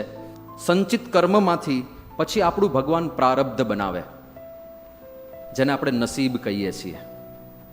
એમણે જોયું કે એટલા બધા પાપ છે કે આને એકવાર ગધેડો બનાવવો પડશે, તો સીધો જીવ જાય ગધેડાના શરીરમાં. ભગવાન જોયું કે બહુ પાપ કર્યા છે આણે, અતિશય પાપ, ને બધાને ખૂબ રંજાડ્યા છે અને આખી જિંદગી બધાને માર્યા જ છે એણે, તો એને ઘોડો બનાવે અને એવા માલિકને ત્યાં એ ઘોડો થઈને જન્મે કે એનો માલિક માર જ કરે આખી જિંદગી. તો એ બધું સેટલમેન્ટ કરવાના એમના રસ્તા છે. પણ બને તેટલો ઝડપથી અને પાછો ફરીથી મનુષ્ય શરીર મળે એવો આ કર્મનો સિદ્ધાંત પ્રયત્ન કરે. તો જ્યારે કોમ્બિનેશન રચાય કે હવે આ મનુષ્ય બનશે, તો થોડા પાપ અને થોડા પુણ્ય બંને ભેગું કરીને પાછો એને મનુષ્ય બનાવવામાં આવે. અને એટલા માટે આપણે જે બન્યા છીએ આપણા પૂર્વ કર્મમાંથી બન્યા છીએ. તો જો આપણી રચનામાં પાપ કર્મ વધારે હોય તો આપણે એ રીતના હશું કે આપણને લિમિટેડ બુદ્ધિ મળી હોય, ઓછી બુદ્ધિ મળી હોય, એ પ્રકારના આપણે બન્યા હશું. અત્યંત પુણ્ય કર્મ હોય, અત્યંત ચોજાળી બુદ્ધિ, અત્યંત પ્રભાવશાળી વ્યક્તિત્વ, આવા લોકો તમે જોયા હશે, બાય બર્થ પ્રભાવશાળી હોય. અને બધા પૂર્વ સંસ્કારો જ છે. હા, નાનપણથી એ પ્રતિભા જોવા મળે. એવા બાળકો જોયા હશે તમે કે જે એકદમ શાંત જ રહે, ગમે તેની પાસે જાય, હસતા રહે આખો દિવસ, ક્યારેય રડે નહીં, શાંત હોય, કોઈને હેરાન ના કરે. એવા પણ જોયા હશે. ને એવા પણ જોયા હશે કે બધા જાગે ત્યારે ભાઈ સૂતા હોય કુંભકર્ણની જેમ, અને જ્યારે સૂવાનો સમય થાય ત્યારે પોતે જાગે ને એવા એવા અવાજો કાઢે ગળામાંથી, તે એના પરિવારવાળા જાગતા જ હોય, આડોશી પાડોશી વાળા તે બહારનું ખખડાવે અડધી રાત્રે કે શું થયું છે લાલિયાને, કેમ સૂતો નથી. કહેવાનો મિનિંગ એવો કે અમને સુવા દેતો નથી. પૂર્વ સંસ્કાર છે. નાના બાળકો અમુક તમે એવા જોયા હશે કે એની વસ્તુઓ એ ગોઠવીને જાય, સ્કૂલે જાય કે કેજીમાં ભણતો હોય, કોઈએ શીખવાડ્યું નથી કે તું વ્યવસ્થિત રહે, છતાં એની બધી વસ્તુઓ ગોઠવીને જાય. અને અમુક એવા હશે કે એક રમકડું આમ પડ્યું હોય ને એક આમ પડ્યું હોય ને રમકડાની વચ્ચે એ પાછું સ્વિમિંગ પુલમાં તરતો એમ તર્યા કરતો હોય. એને કંઈ ગોઠવણની પડી ના હોય. તો એ બધા સંસ્કારો છે ને. અમુક તો એવા હોય કે એના રમકડા ગોઠવીને ગયો હોય, એમાંથી એક રમકડું એના માતાએ સાફસૂફી કરતી વખતે સહેજ હલાવ્યું હોય ને, તો એ સ્કૂલેથી પાછા આવીને કહી દે કે મારા રમકડાને કોણે હલાવ્યા. એટલું સૂક્ષ્મ ઓબ્ઝર્વેશન કરીને જતો હોય. આ બધા જ સંસ્કારો છે, પૂર્વજન્મના સંસ્કાર. તો આ આખું સ્ટ્રક્ચર શું કામ આપણે સમજ્યા? હવે આપણા વર્તમાન જીવન ઉપર આવીએ. આને આધારે તમે કહો કે આપણા વર્તમાન જીવન ઉપર અત્યારે આપણે જીવનમાં જે વસ્તુ બને છે એના પર કઈ કઈ વસ્તુનો પ્રભાવ છે? આ ત્રણમાંથી કોનો પ્રભાવ છે? સંચિત તો ગયું, એ તો ભેગું થયેલું છે, એનો પ્રભાવ નથી. પણ ક્રિયમાણમાં જે ત્વરિત ફળવાળું છે એનો પ્રભાવ આપણા જીવન ઉપર હોય. કારણ કે એનું ફળ તાત્કાલિક મળે. તમે કંઈક વાંચો તો પરીક્ષામાં આવડે, તાત્કાલિક ફળ મળે ને. તો ત્વરિત ફળનો પ્રભાવ છે. અને પ્રારબ્ધ, કારણ કે એમાંથી જ આ ઇન્સ્ટ્રુમેન્ટ બન્યું છે, એટલે પ્રારબ્ધનો પ્રભાવ છે. વર્તમાન જીવનમાં પ્રારબ્ધ અને ત્વરિત ફળવાળો ક્રિયમાણ, આ બેનો પ્રભાવ છે. આ બેમાંથી આપણે કામ ક્યાં કરી શકીએ? કઈ વસ્તુને બદલી શકીએ?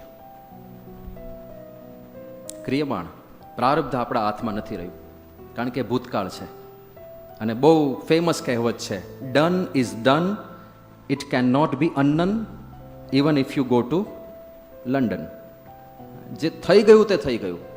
તો પ્રારબ્ધ આપણું પાસ્ટ છે, ત્યાં આપણે કોઈ ફેરફાર નહીં કરી શકીએ. પસ્તાવો થાય, બીજું કશું ના થાય. પણ જે ક્રિયમાણ છે, અત્યારે તમે જે એક્ટિવિટી કરો છો એ તમારા હાથમાં છે, અને એનો બહુ મોટો પ્રભાવ છે. હવે જ્યારે આપણને ફળ મળે ને, તમે કોઈ ક્રિયા કરો, હવે જવાબ અહીંયા આવે છે કે કોઈ વ્યક્તિ કહે કે મેં તો એટલું વાંચ્યું હતું કે મને 90% તો આવી જ જાય, છતાંય 70 આવ્યા. તો આમાં થયું છે કેવું કે પેલું ત્વરિત ફળવાળું ક્રિયમાણ છે ને, એ 90%નું છે, પણ પ્રારબ્ધે -20 કરી નાખ્યા. શું કામ? કારણ કે ગયા જન્મમાં તમારે ત્યાં જે મજૂરો કામ કરતા હતા એ બધાને તમે 20% ઓછો પગાર આપતા હતા. એટલે આ જન્મે ભગવાને તમારા 90માંથી 70 કરી નાખ્યા. ફળ મળી ગયું, લો કરો, મજા કરો. એટલે પ્રારબ્ધ આપણા હાથમાં નથી, ક્રિયમાણ આપણા હાથમાં છે. એટલે ક્યારેય બીજા સાથે આપણી સરખામણી કરવાની હોતી નથી, કારણ કે કોમ્બિનેશનથી ફળ મળે છે. એટલે આ પહેલો સિદ્ધાંત સમજજો. અને આ જ સાર કૃષ્ણ ભગવાને આ રીતે કહ્યો છે, કર્મણ્યેવાધિકારસ્તે મા ફલેષુ કદાચન મા કર્મ ફલ હેતુ ભૂહુ મા તે સંગોસ્ત્વ કર્મણી. કે તારો કર્મમાં અધિકાર છે, ફળમાં નહીં. કેમ? ફળ ભગવાન કર્મ જોઈને અને પ્રારબ્ધ જોઈને મિક્સ કરીને આપે છે. આપણા પૂર્વ કર્મ મિક્સ કરીને આપે છે. એમાં આપણે ચેન્જ નહીં કરી શકીએ. ચેન્જ ક્યાં કરી શકશો? Is there anything we can do about it? Yes, there is something. ક્રિયમાણ. અને ક્રિયમાણના જુદા જુદા સેક્શન હું બતાવીશ, ક્યાં ક્યાં કામ કરી શકાય. આપણા શાસ્ત્રોએ સ્પષ્ટ કહ્યું છે કે આપણા જીવન ઉપર આ 9 વસ્તુનો પ્રભાવ છે. આ ખૂબ શાંતિથી અને એકાગ્રતાથી સમજજો. કારણ કે આ જ એવી વસ્તુઓ છે જે આપણા જીવનને, વર્તમાન જીવનને ફૂલ પ્રભાવિત કરશે. પહેલું છે પ્રારબ્ધ, એમાં આપણે કશું કરી શકવાના નથી, એ થઈ ગયું તે થઈ ગયું. બીજું છે દેશ, આપણે ક્યાં રહીએ છીએ એ અસર કરે જ છે. તમારું પ્રારબ્ધ ગમે તેટલું સારું હોય, પણ અત્યારે બાંગ્લાદેશમાં જઈને રહો તો રાયટ્સની વચ્ચે નુકસાન તો થાય જ. પ્રારબ્ધ ગમે તેટલું સારું હોય, પણ અત્યારે પાકિસ્તાનમાં જઈને રહો તો ત્યાંની ઇકોનોમી એટલી ડાઉન છે, કશું ના કરી શકો તમે. એટલે દેશ મેટર્સ. અને એટલા માટે ભગવાન સ્વામિનારાયણે કહ્યું છે કે જો કોઈક જગ્યાએ કોઈક દેશમાં કઠણ કાળ વર્તતો હોય, દેશ અને કાળ પાછા કનેક્ટેડ છે, કોઈક જગ્યાએ કઠણ કાળ વર્તતો હોય તો ત્યાંથી જતા રહેવું, અને જ્યાં સુકાળ હોય ત્યાં વસવું. ત્યાં પછી એવી ચિંતા ના કરવી કે આ મારા વતનનું ગામ છે. બરાબર છે, વતનનું ગામ છે, પણ હવે સસ્ટેનેબલ નથી, એટલે હવે તમે બીજી જગ્યાએ જઈને રહો. સ્થળ બદલી એટલે ઘણો ફાયદો થઈ જાય. દાખલા તરીકે તમે કોઈક જગ્યાએ રહેતા હોય ને ત્યાં કોઈ માથા ભારે ગુંડો હોય જે બધાને ત્રાસ આપતો હોય, બધાને ધમકીઓ આપતો ફરતો હોય, અને બધા ડરથી કાંપતા રહેતા હોય, તમે દેશ જેવો બદલી નાખો, શાંતિ. તો દેશનો પ્રભાવ છે. એટલે જ બધા અમેરિકા અને કેનેડા તરફ દોડે છે ને. એ ક્યાં સમજાવવાનું છે આ વિસ્તારમાં? દેશનો પ્રભાવ તો ખબર જ છે બધાને. કાળનો પ્રભાવ છે. પ્રારબ્ધ ગમે તેટલું સારું હોય, પણ કોરોના આવે તો બધાએ હેરાન થવું પડે, દુષ્કાળ પડે તો બધાએ હેરાન થવું પડે. કાળનો પ્રભાવ છે. ક્રિયાનો પ્રભાવ છે, તમે શું કરો છો અને એ એવિડન્ટ છે ને, સમજાવવાની જરૂર નથી. તમારી પાસે 1 કલાક હોય, 1 કલાકમાં તમે 1000 ક્રિયા જુદી જુદી કરી શકો. એ 1000 ક્રિયા પ્રમાણે તમારી જીવનની દિશા જુદી જુદી થાય. બોલો, 1 કલાક તમારી પાસે છે, તમે ધારો તો કંઈક સારું વાંચન કરી શકો. તમે ધારો તો રામાયણ, મહાભારત, વચનામૃત, ભગવાન સ્વામિનારાયણની વાણી, એમનું જીવન ચરિત્ર, એવું બધું વાંચી શકો. તમે ધારો તો વોટ્સએપ ઉપર કોકના ડીપી ઝૂમ કરીને એના પરિવારજનોના ચહેરા જોયા કરો, એવું કરી શકે. તમે ધારો તો ઇન્સ્ટાગ્રામ રીલ્સ જોયા કરો, યુટ્યુબ શોર્ટ્સ જોયા કરો, સાવ મોં માથા વગરની વિડીયોઝ જોયા કરો, પેલું વિચિત્ર હસે છે ને હી હા હા કરીને, એ બધું જોયા કરો. 1000 રસ્તા છે તમારી પાસે એ 1 કલાક વાપરવાના. તમે ધારો તો તમારા સ્ટડીનું કંઈક વાંચી પણ શકો. એમાંથી તમે જે ક્રિયા સિલેક્ટ કરશો એનો તમારા ભવિષ્ય ઉપર પ્રભાવ પડશે, સીધો જ પ્રભાવ પડશે. એટલા માટે ક્રિયા બહુ અગત્યની છે. તમે કઈ ક્રિયા વર્તમાન કાળે કરો છો, તમારો સમય તમે ક્યાં ઇન્વેસ્ટ કરો છો, that is way to important. પછી છે સંગ, કોની સાથે રહો છો, એટલે તમારી આસપાસનું વાતાવરણ. સંગમાં ખાલી વ્યક્તિ નહીં આવે. Everything that you consume with your senses, એ બધું આમાં આવશે. તમે શું જોવો છો એ પણ સંગત છે, તમે શું સાંભળો છો એ પણ સંગત છે, તમે શું જમો છો. એટલા માટે અશુદ્ધ વસ્તુઓ ના જમવી એવી વાતો છે આપણા શાસ્ત્રોમાં. તામસી આહાર ના કરવો એવી વાતો છે, કારણ કે એનો પ્રભાવ છે આપણા અંતઃકરણ ઉપર. અને એ પણ એવિડન્ટ છે. જોજો અત્યારે બાર ડીજે વાગવા માંડે તો બધા એના પગ તો હલવા જ માંડે થોડા થોડા, નહીં છે ને? શબ્દનો પ્રભાવ છે. કોઈ અશ્લીલ દ્રશ્ય જોયું હોય તો એની ખરાબ ઇમ્પ્રેશન મન ઉપર પડી જ જાય છે, બુદ્ધિ ઉપર એ વિકૃતિ આવી જ જાય. એટલે સંગ, તમે ઇન્દ્રિયો દ્વારા ક્રિયા અને સંગ કનેક્ટેડ છે પાછી, કારણ કે ઇન્દ્રિયોથી જ એ સંગ થવાનો છે. અંદર જાય છે એનાથી, ઇન્દ્રિયો દ્વારા. બેડ કંપનીઝને અવોઇડ કરો, એવા માણસોને પણ અવોઇડ કરો, એવું વાતાવરણ અવોઇડ કરો, એવું જોવાનું, એવું સાંભળવાનું, એવું જમવાનું. આપણા શાસ્ત્રો તો ટચ અને સ્મેલની પણ વાત કરે છે. જે તે વસ્તુ સૂંઘાય પણ નહીં અને જ્યાં ત્યાં અડાય પણ નહીં, ત્યાં સુધીના સંયમની વાતો છે. કારણ કે એનાથી જ આપણે ઘડાઈએ છીએ. અત્યારે આપણે જે કાંઈ પણ છીએ ને, આપણે અત્યાર સુધી અંદર નાખ્યું છે ને એ જ છીએ, એ જ બધું ભેગું કરીને આપણું મન બન્યું છે. તો સંગ ત્યાં વધારે કામ કરવાની જરૂર છે. ખાસ કરીને આ મોબાઈલના જમાનામાં આપણી ઇન્દ્રિયો દ્વારા આપણે શું કન્ઝ્યુમ કરીએ છીએ, વેરી ઇમ્પોર્ટન્ટ. ભગવાન સ્વામિનારાયણે વચનામૃતમાં એક દ્રષ્ટાંત આપ્યું છે કે સુંદર 7 માળની હવેલી હોય, એમાં કાચના તખ્તા જડ્યા હોય અને એમાં દારૂના પ્યાલા પીવાતા હોય, એકબીજાને પરસ્પર લોકો પાતા હોય અને ત્યાં ગણિકાઓ થઈ કાર કરીને નાચ કરતી હોય, અને એ વાતાવરણમાં કોઈ ભગવાનનો ભક્ત જઈને બેસે તો પણ એનું મન ડિસ્ટર્બ થઈ જાય, વિચલિત થઈ જાય.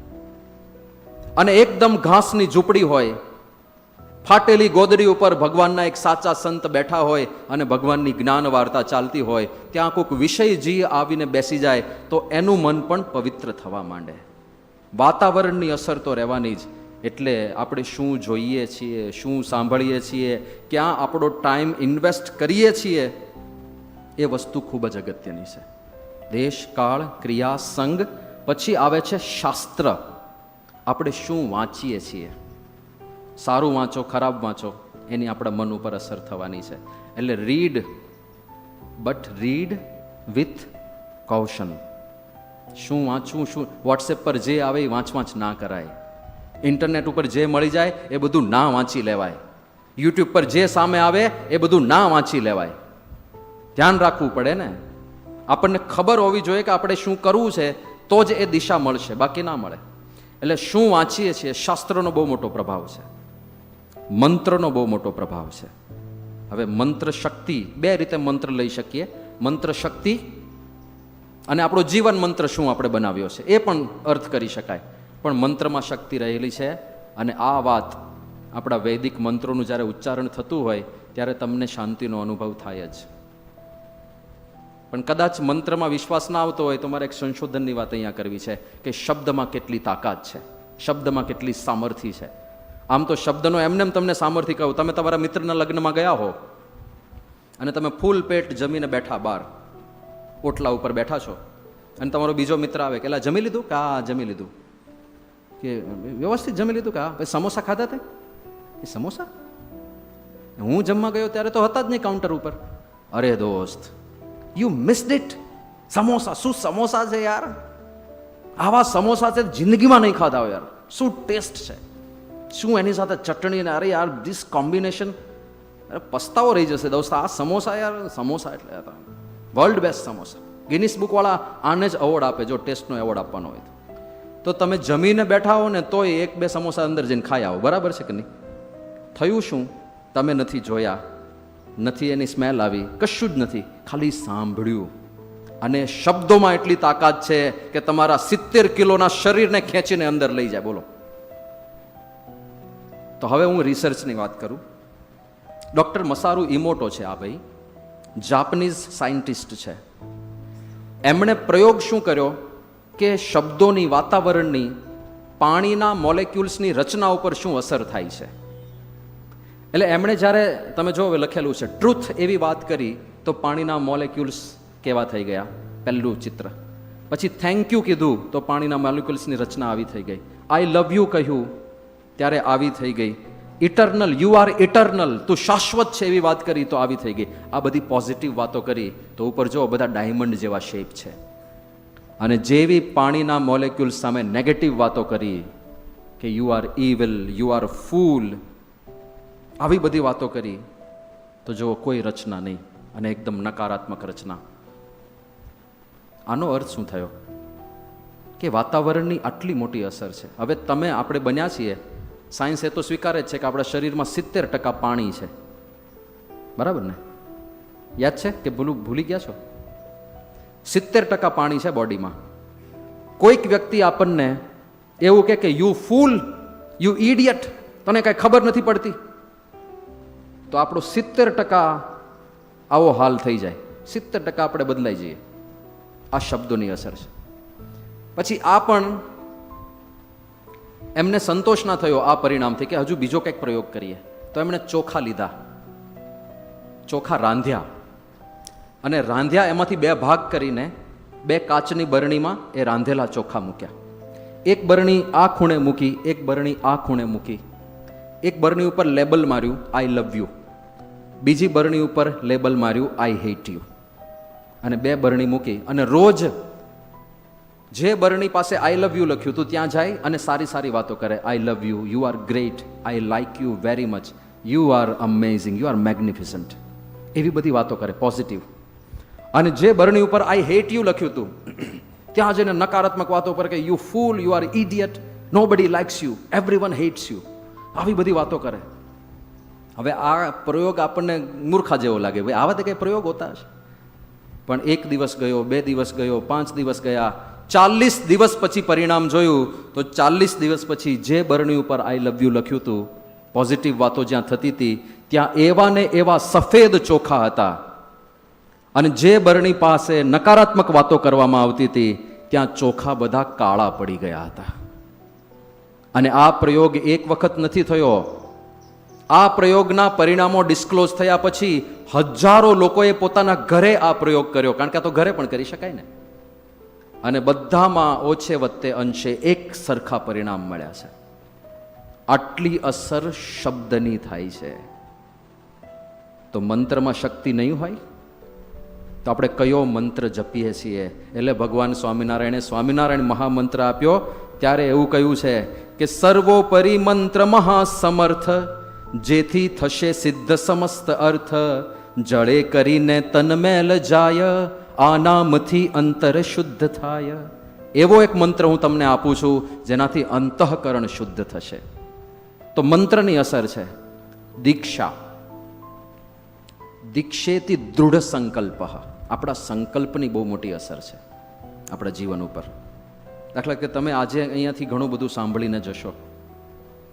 અમુક એવા હશે કે કંઈક વખાણ કરશે કે ભાઈ બહુ મજા આવી, સરસ વાતો થઈ, કંઈક નવું જાણવા મળ્યું, શાસ્ત્રની થોડી વાતો જાણવા મળી. પણ અમુક એવા હશે કે જે સંકલ્પ કરશે કે આજે વાતો થઈ છે એમાંથી હું મારા જીવનમાં આટલો ફેરફાર કરીશ.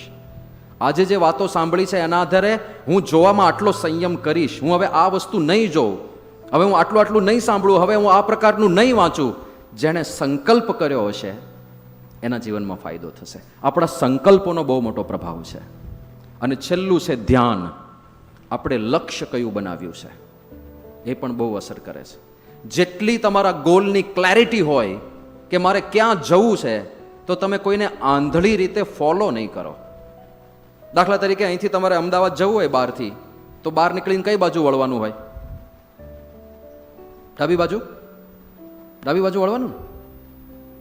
બહાર નીકળીને ડાબી બાજુ વળવાનું છે ને તમે અમદાવાદ જવા નીકળ્યા છો, તમારે શાહીબાગ મંદિરે દર્શન કરવા છે.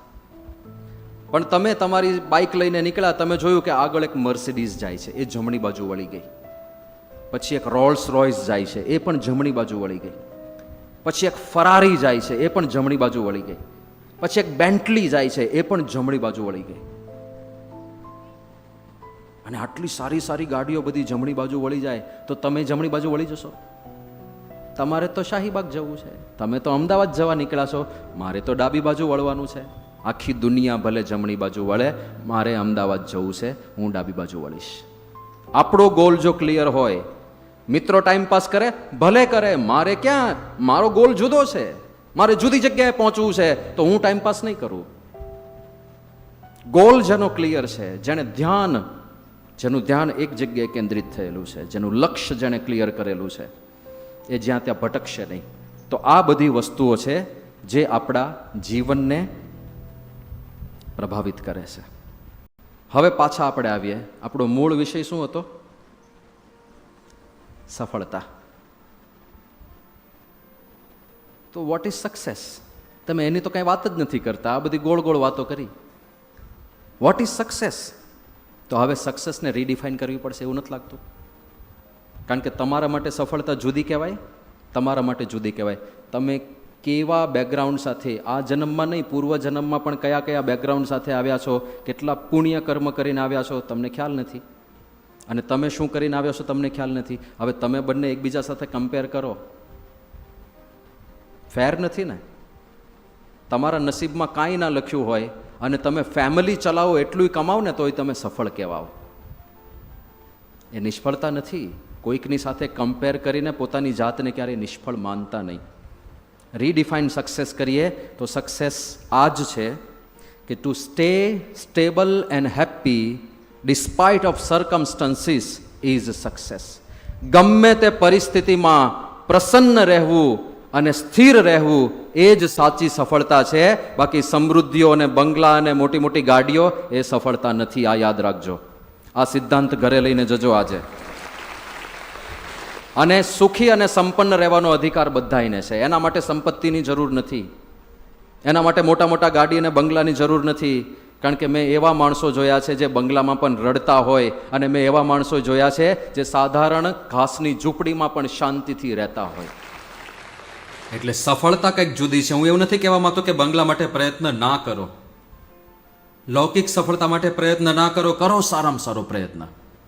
પણ એ પ્રયત્નની હોડમાં, એ લૌકિક સફળતા પાછળની દોડમાં આપણે ભગવાન સર્વ કરતા હરતા છે એ ભૂલી જઈએ. ભગવાન કર્મફળ પ્રદાતા છે એ ભૂલી જઈએ. ભગવાન આપણા હિતકારી છે, એ ક્યારેય ભક્તનું અહિત નથી કરતા. એ જે કરે છે એ આપણા સારા માટે કરે છે. આ બધા આધ્યાત્મિક સિદ્ધાંતોને આધારે સુખી અને સંતુષ્ટ રહેવાનું ભૂલી જઈએ, અને બધું હોવા છતાં હતાશા, નિરાશા અને ખાલીપાનો અનુભવ થાય, તો એ લૌકિક સફળતા શું કામની? તો આજે આપણે આખું જ્ઞાન જોયું, એક સ્પિરિચ્યુઅલ પર્સપેક્ટિવ જોયો. એનાથી શાંતિ માટેના, સુખી રહેવાના કેટલાક સિદ્ધાંતો હું કહીશ જે સાચી સફળતા છે. પહેલું, understand the cycle of effort and acceptance. આ સાયકલ બહુ સમજવાનું છે. પ્રયત્ન અને સ્વીકાર, પ્રયત્ન અને સ્વીકાર, પ્રયત્ન અને સ્વીકાર. શરૂઆત થશે સ્વીકારથી. પહેલા સ્વીકારી લો હુ યુ આર. હું આવો જ છું. હું શું કામ આવો છું એનો જવાબ મળી ગયો કે એ મારું પાસ્ટ છે, એમાં હું કશું નહીં કરી શકું. તો પહેલાં તો સ્વીકારી લો. કારણ કે કૃષ્ણ ભગવાને ગીતામાં કહ્યું, તસ્માદ અપરિહાર્યેર્થે નત્વમ શોચિતુમ અર્હતિ. જે આપણા હાથમાં નથી એના માટે શોક ના કરાય કે હું આવો કેમ દેખાઉં છું, હું આવો કેમ દેખાઉં છું. ભૂલી જાઓ જેવા દેખાઈએ છીએ એવા. સ્વીકારી લો તો કોઈ પ્રશ્ન જ નથી. આપણે કેટલું બધું સ્વીકાર્યું છે જે આપણા હાથમાં નથી અને જેનો બહુ મોટો પ્રભાવ આપણા જીવન ઉપર છે. આપણે આપણા માતા પિતાને સ્વીકાર લીધા, કંઈ પ્રશ્ન જ નથી. કોઈ એવું છે કે જેને રીડેવલપમેન્ટ માટે મોકલાવે કે આ માતા પિતા બરાબર નથી, ભગવાન બીજા આપો ને? નહીં, આપણે સ્વીકાર લીધા. કોઈ પ્રશ્ન નથી. આપણે આપણા નામ સ્વીકાર લીધા, જે નામથી જીવનભર લોકો આપણને ઓળખવાના છે. એની ચોઈસ તમને આપી હતી કે બેટા બોલ, બેટા તારું નામ શું રાખવું છે? અરે બેટા બોલ, તારું નામ શું? એને એવું પૂછ્યું હોત તો બધાના નામ શું હોત? બધાના નામ જ હોત. હા, કારણ કે છોકરો શું બોલે? તો બધાને નંબર આપવા પડે. Number 1, number 2, number 3. આપણા નામ આપણે સિલેક્ટ નથી કર્યા, કોઈકે આપ્યું નામ અને આપણે સ્વીકારી લીધું, કોઈ પ્રશ્ન જ નથી. આપણે આપણો દેખાવ સ્વીકારી લીધો. નહીં સ્વીકાર્યો હોય તો પ્રશ્ન, પણ સ્વીકારી લીધો છે જાણે કે હું જેવો છું એવો આ જ છું અને હું ખુશ છું, મને કાંઈ વાંધો નથી, તો કોઈ પ્રશ્ન નહીં. આપણે આપણા ભાઈ બહેનો સ્વીકારી લીધા તો કોઈ પ્રશ્ન નથી. આપણી સ્કૂલ સ્વીકારી લીધી. બોલો હવે સ્કૂલનો કેટલો મોટો પ્રભાવ છે આપણા જીવન ઉપર. આપણને ખબર નથી, વિચાર નથી કર્યો કોઈ આ રીતે, પણ તમે જે સ્કૂલમાં ભણ્યા, જે ક્લાસમાં પહેલા દિવસે બેઠા, એ બેન્ચની આજુબાજુ જે વિદ્યાર્થીઓ હતા એની સાથે વાતો થઈ, એ તમારા મિત્રો બન્યા અને મિત્રોનો કેટલો મોટો પ્રભાવ આપણા જીવન ઉપર છે. પણ એ સ્કૂલમાં આપણે દાખલો લીધો, એમાં આપણી ચોઈસ હતી નહીં. પપ્પાએ જે સ્કૂલમાં મળ્યું એ સ્કૂલમાં એડમિશન અપાઈ દીધું અને એને આધારે આપણા મિત્રો બન્યા, એને આધારે આપણો વ્યવહાર વધ્યો મિત્રોને ત્યાં. એની કેટલી મોટી અસર આપણા જીવન ઉપર છે. એ સ્કૂલ પણ આપણે સિલેક્ટ નહોતી કરી, સ્વીકારી લીધી. તો જેટલું આપણે સ્વીકારશું એટલો ફાયદો થશે. તો પહેલાં આપણી જાતને જેવા છે એવા સ્વીકારીને, હવે તમારે વધારે સારા થવું છે, વધારે સારું કરવું છે, તો હાર્ડવર્ક શરૂ કરો. અમુક લોકો કહે છે સ્માર્ટ વર્ક, તો ચલો સ્માર્ટ વર્ક કરો, પણ હાર્ડવર્ક કે સ્માર્ટ વર્ક તો કરવું જ પડશે. એમાં તો છટકબારી નથી જ મળવાની. તો હાર્ડવર્ક ચાલુ કરો અને વારે વારે પ્રયત્ન કરે જ રાખો. જુઓ, ડૉક્ટર એપીજે અબ્દુલ કલામ નિષ્ફળ તો બન્યા. એમને પહેલેથી એક સપનું હતું કે મારે ફાઇટર જેટના પાયલટ બનવું છે, ફાઇટર જેટના, ઇન્ડિયન એરફોર્સમાં. પણ એમણે બીએસસી કરી નાખ્યું, ત્યાં સુધી એમને ખબર જ નહોતી કે પાયલટ બનવા માટે બીએસસી ના કરવાનું હોય. બીએસસી કરી નાખ્યું, 3 વર્ષ પાણીમાં ગયા. પછી ખબર પડી કે મારે તો એરોનોટિકલ એન્જિનિયરિંગ કરવું જોઈએ. તો ફરીથી એડમિશન લીધું અને એરોનોટિકલ એન્જિનિયર બન્યા. અને 1957માં જ્યારે એ બહાર પડ્યા એન્જિનિયર બનીને, ત્યારે એમની પાસે 2 ઇન્ટરવ્યૂની ઓફર હતી. પહેલી ઓફર આવી હતી ઇન્ડિયન એરફોર્સમાંથી, દહેરાદૂનમાં એ ઇન્ટરવ્યૂ હતો, અને બીજી ઓફર હતી મિનિસ્ટ્રી ઓફ ડિફેન્સ DTDPમાંથી. તો ઓબ્વિયસલી એમનું સ્વપ્ન શું હતું? ફાઇટર જેટ ઉડાડવાનું. ઇન્ડિયન એરફોર્સમાંથી ઇન્ટરવ્યૂ આવ્યો છે તો ત્યાં જ જાય. દહેરાદૂન ગયા, 25 કેન્ડિડેટ હતા ઇન્ટરવ્યૂ આપનાર, અને એ લોકો એમાંથી 8 સિલેક્ટ કરવાના હતા. કલામ ડીડ ઇઝ બેસ્ટ, પણ એમનો 9મો નંબર આવ્યો. એક માટે ચૂકી ગયા. હવે આખી જિંદગી સ્વપ્ન જોયું છે કે ફાઇટર જેટ ઉડાડવું છે, ફાઇટર જેટ ઉડાડવું છે. વિંગ્સ ઓફ ફાયર એમના જીવન ચરિત્રનું નામ છે, પણ વિંગ્સ તો બની નહીં ફાયરની. અને નિષ્ફળતા મળી તો એકદમ ઉદાસ થઈ ગયા અને એ ચાલતા ગયા, પહાડની ટોચ આવી ગઈ, આગળ ખાઈ હતી ત્યાં સુધી ચાલતા ગયા. એવું કહેવાય છે કે આત્મહત્યાના વિચારો એમને આવી ગયા હતા. પણ ત્યાં એમણે ઋષિકેશની અંદર એક આશ્રમ જોવા મળ્યો. ત્યાં કોઈક સંત હતા, એમની સાથે વાત કરી અને સંતે એમને કીધું કે Kalam, accept your destiny and go ahead with your life. You are not destined to become an air force pilot. તું એરફોર્સ પાયલટ બનવા માટે નથી જન્મ્યો, એટલે આ જે થયું છે તારા જીવનમાં એનો સ્વીકાર કરી લે. અને પછી કીધું, forget this failure as it was essential to lead you to your destined path. આ નિષ્ફળતા જરૂરી હશે એટલે જ ભગવાને તારા જીવનમાં આપી હશે. તું ફરીથી ભગવાનની જે surrender your self to the wish of God, ભગવાનની ઈચ્છાને તું સમર્પિત થઈ જા. અને ફરીથી એમણે હાર્ડવર્ક ચાલુ કર્યું અને DTDPમાં જે ઓફર હતી ત્યાં ગયા. શરૂઆતમાં એઝ એ સાયન્ટિસ્ટ જોડાયા અને ધીરે ધીરે આસિસ્ટન્ટ સાયન્ટિસ્ટ તરીકે, અને ધીરે ધીરે કરતા today we know him as the missile man of India, doctor APJ Abdul Kalam. એ દિવસે જો ઇન્ડિયન એરફોર્સમાં સિલેક્ટ થયા હોત તો અત્યારે કોઈ ઓળખતું ના હોત. ઇન્ડિયન એરફોર્સમાં હજારો પાયલટ છે, એમાંથી તમને કેટલાના નામ આવડે છે? એકનું જ ખાલી. કોનું? અભિનંદન. કારણ કે પાકિસ્તાનમાં પડ્યો ને અને ત્યાંથી પાછો આવી ગયો છે. એકનું નામ આવડે છે, પણ ડૉક્ટર એપીજે અબ્દુલ કલામનું નામ દરેક ભારતીયના જીભ ઉપર રમે છે આજે. તો એ થયું હોત તો આ ના થયું હોત. એટલે ઓપ્ટિમિસ્ટિક હંમેશા રહેવું. એવું જરૂરી નથી તમે હાર્ડવર્ક કરો તો સફળતા મળશે જ. હાર્ડવર્ક કર્યા પછી જે મળે તેને સ્વીકારી લેવાનું. બસ આ એક સાયકલ છે, હાર્ડવર્ક અને પરિણામ સ્વીકારી લો. નથી મંજૂર પરિણામ, વધારે હાર્ડવર્ક કરો, પણ પાછું જે પરિણામ આવે એને સ્વીકારી લો. એ પણ મંજૂર નથી, વધારે હાર્ડવર્ક કરો, જે પરિણામ આવે તેને. આ સાયકલ છે, આ સાયકલ સમજી લેવાની. ડૉક્ટર કલામ જેને ગુરુ માનતા હતા, પ્રમુખ સ્વામી મહારાજ, એમના જીવનમાં કેટલી નિષ્ફળતાઓ આવી, અઢળક નિષ્ફળતાઓ, પણ એ ક્યારે પાછા પડ્યા નથી. એક એક્ઝામ્પલ આપું. દિલ્હી અક્ષરધામ બન્યું, 2005માં ઉદ્ઘાટન થયું. યોગીજી મહારાજે સંકલ્પ કર્યો હતો કે યમુનાના કિનારે મંદિર થાય. 32 વર્ષ તો એની જમીન લેવામાં જતા રહ્યા, કારણ કે એમને શ્રદ્ધા હતી. મારા ગુરુએ કહ્યું છે કે યમુનાના કિનારે તો યમુનાના કિનારે મળશે જ જમીન. દિલ્હીમાં અંદર જમીન મળતી હતી, એમણે ના પાડી, નહીં, યમુનાને જ કિનારે અમારા ગુરુનો સંકલ્પ છે. 32 વર્ષે જમીન મળી અને 5 વર્ષમાં આનું બાંધકામ પૂરું કરાવ્યું એમણે.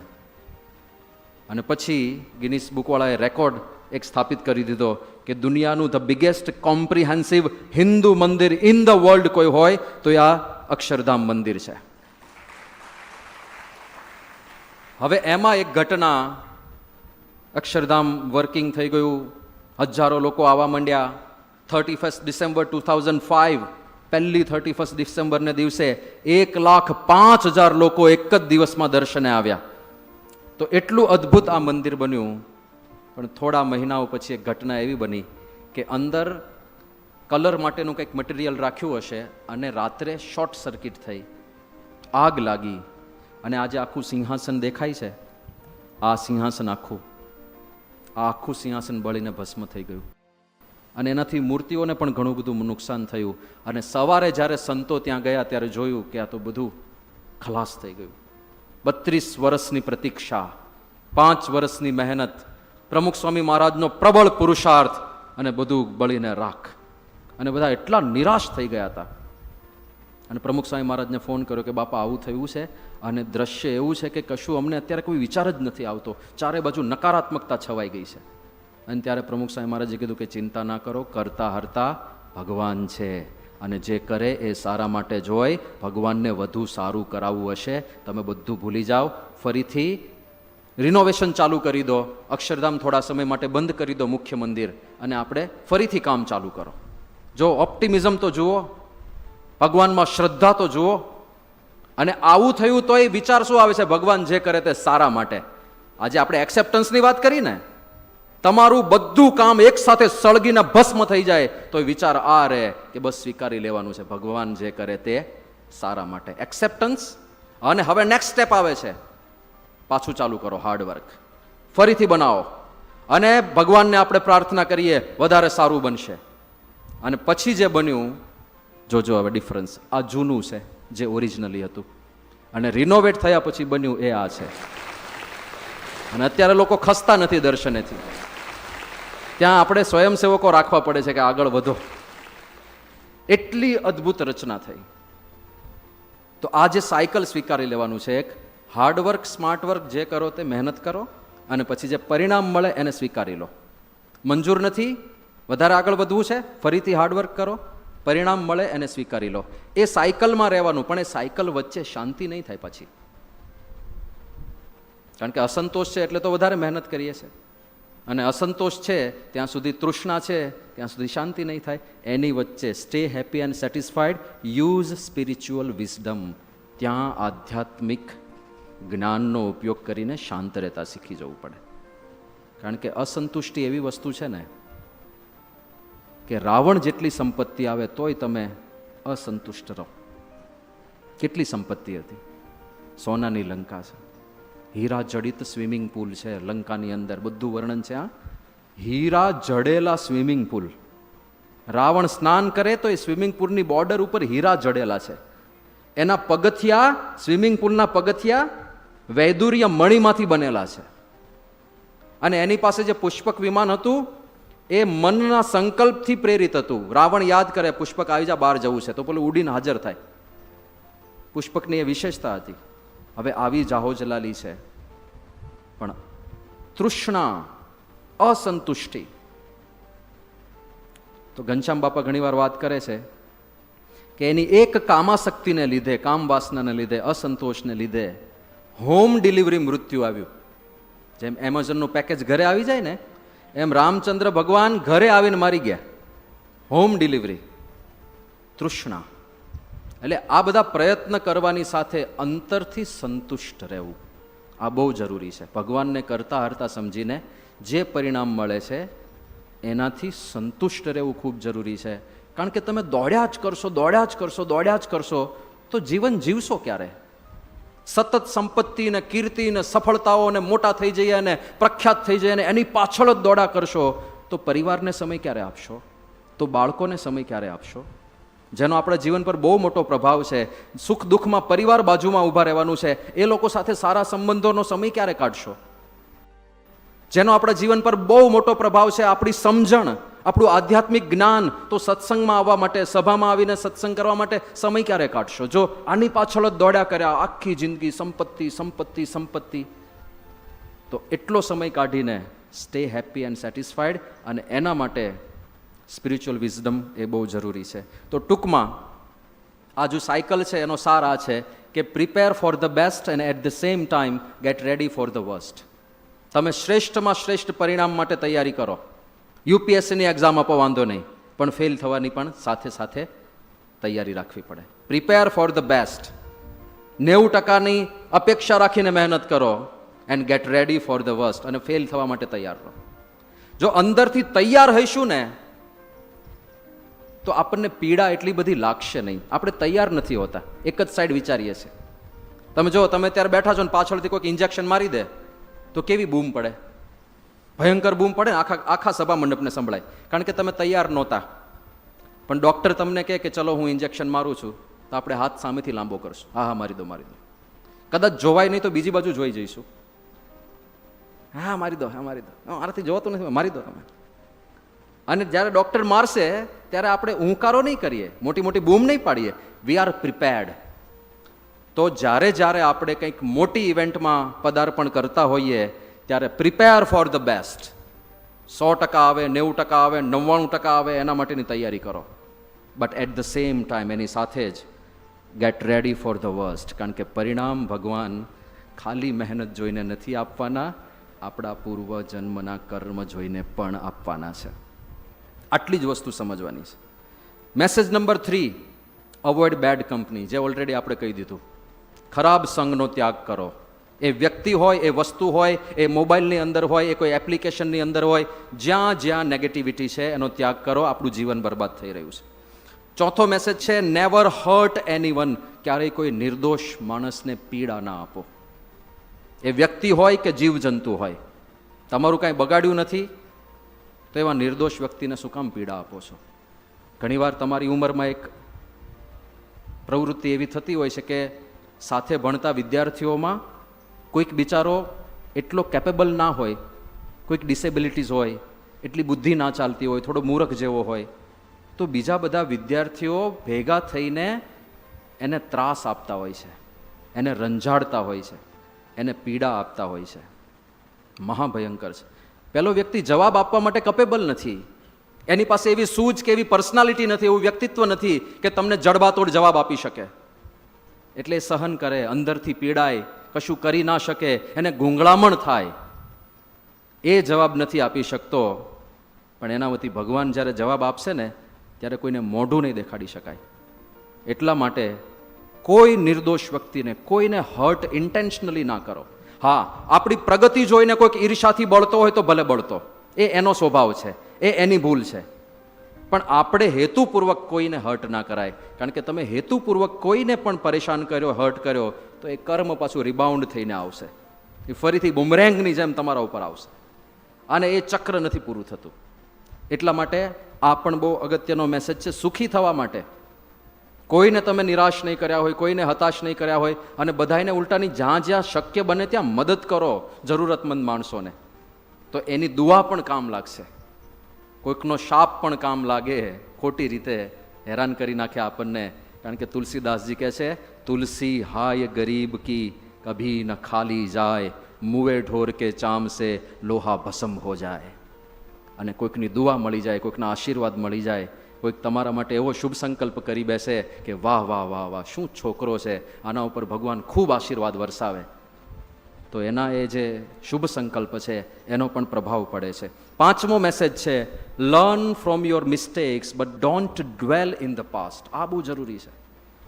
ભૂલ થઈ ગઈ, એમાંથી કંઈક શીખી જાઓ, પણ પસ્તાવામાં ન રહે. મારું આવું કેમ કર્યું મેં, હું કેમ આવું કરી બેઠો, કેમ આવું થઈ ગયું મારાથી, કેમ આવું થઈ ગયું. અરે જે થઈ ગયું તે થઈ ગયું. તમને સમજાય છે ભૂલ થઈ છે, હા થઈ છે. હવે પાછું તમારે ભૂલમાંથી બહાર નીકળવું છે, હા નીકળવું છે, તો ભૂલી જાઓ ને ભૂલ થઈ છે. કોઈ વ્યક્તિ કાદવમાં પડી જાય ને ત્યાં બેસે રહે, હું કાદવમાં પડી ગયો, હું કાદવમાં પડી ગયો. એટલે ઊભો થઈને ચાલવા માંડ, નાહી ધોઈને પાછો આગળ વધ. તો ભૂતકાળમાંથી શીખી લેવાનું છે અને પછી ચિંતા નહીં કરવાની. જે ગમે તેટલી મહાભયંકર ભૂલ થઈ હોય, ઊભા થઈને આગળ વધવા માંડો, ભૂલને ભૂલી જાઓ. પાસ્ટમાં રહેવાનું જરૂર નથી, ખાલી પાસ્ટમાંથી જે મેસેજ લેવાનો છે એ લઈ લો અને આગળ તમારી જર્ની ચાલુ રાખો. પંચર પડી ગયું હોય તો ત્યાં ને ત્યાં બેસી રહે, અરે પંચર પડી ગયું, અરે યાર પંચર પડ્યું, અરે અરે અરે અરે પંચર પડી ગયું. એટલે પંચર કરાવો, રિપેર કરાવો અને બસ આગળ ધપાવો. યાત્રા છે ને, જીવન એક જર્ની છે, એને સતત આગળ ધપાવવાની હોય છે. એટલે ક્યારેય ભૂતકાળમાં ના રહેવું, ભૂતકાળમાંથી શીખી લેવાનું ખાલી. પણ હા, એ કરવાનું, શીખવાનું. આપણે ભૂતકાળમાંથી શીખતા નથી પાછા. અત્યાર સુધી કેટલી વાર આપણે સંકલ્પો કર્યા કે હવે આપણે યુટ્યુબમાં ટાઈમપાસ કરવો બંધ કરવો છે, ઇન્સ્ટા પર ટાઈમપાસ કરવો બંધ કરવો છે, પરીક્ષા આવે ત્યારે વાંચી લેવું છે, પણ એ ના કર્યું અને પરીક્ષામાં ઓછા માર્ક્સ આવ્યા તો એ ભૂતકાળની ભૂલમાંથી કંઈક શીખ્યા? નેક્સ્ટ સેમેસ્ટરમાં સુધારો કર્યો? ના, નેક્સ્ટમાં પાછા ટિકટોકમાં જોઈએ, પાછા ઇન્સ્ટામાં જોઈએ, પાછા ફેસબુકમાં જોઈએ. તો ભૂતકાળમાંથી શીખવું બહુ જરૂરી છે, પણ ભૂતકાળમાં પડી ના રહેવું. અને આને જ અંતર્ગત એક છે, sometimes you have to make a tough choice and move on. કારણ કે ઘણીવાર કેમ ભૂતકાળમાંથી ભૂતકાળને બહુ કોસવાની કેમ જરૂર નથી? કારણ કે તમારી પાસે ઘણીવાર ચોઇસ જ નથી હોતી. આપણે અજ્ઞાની છીએ ને.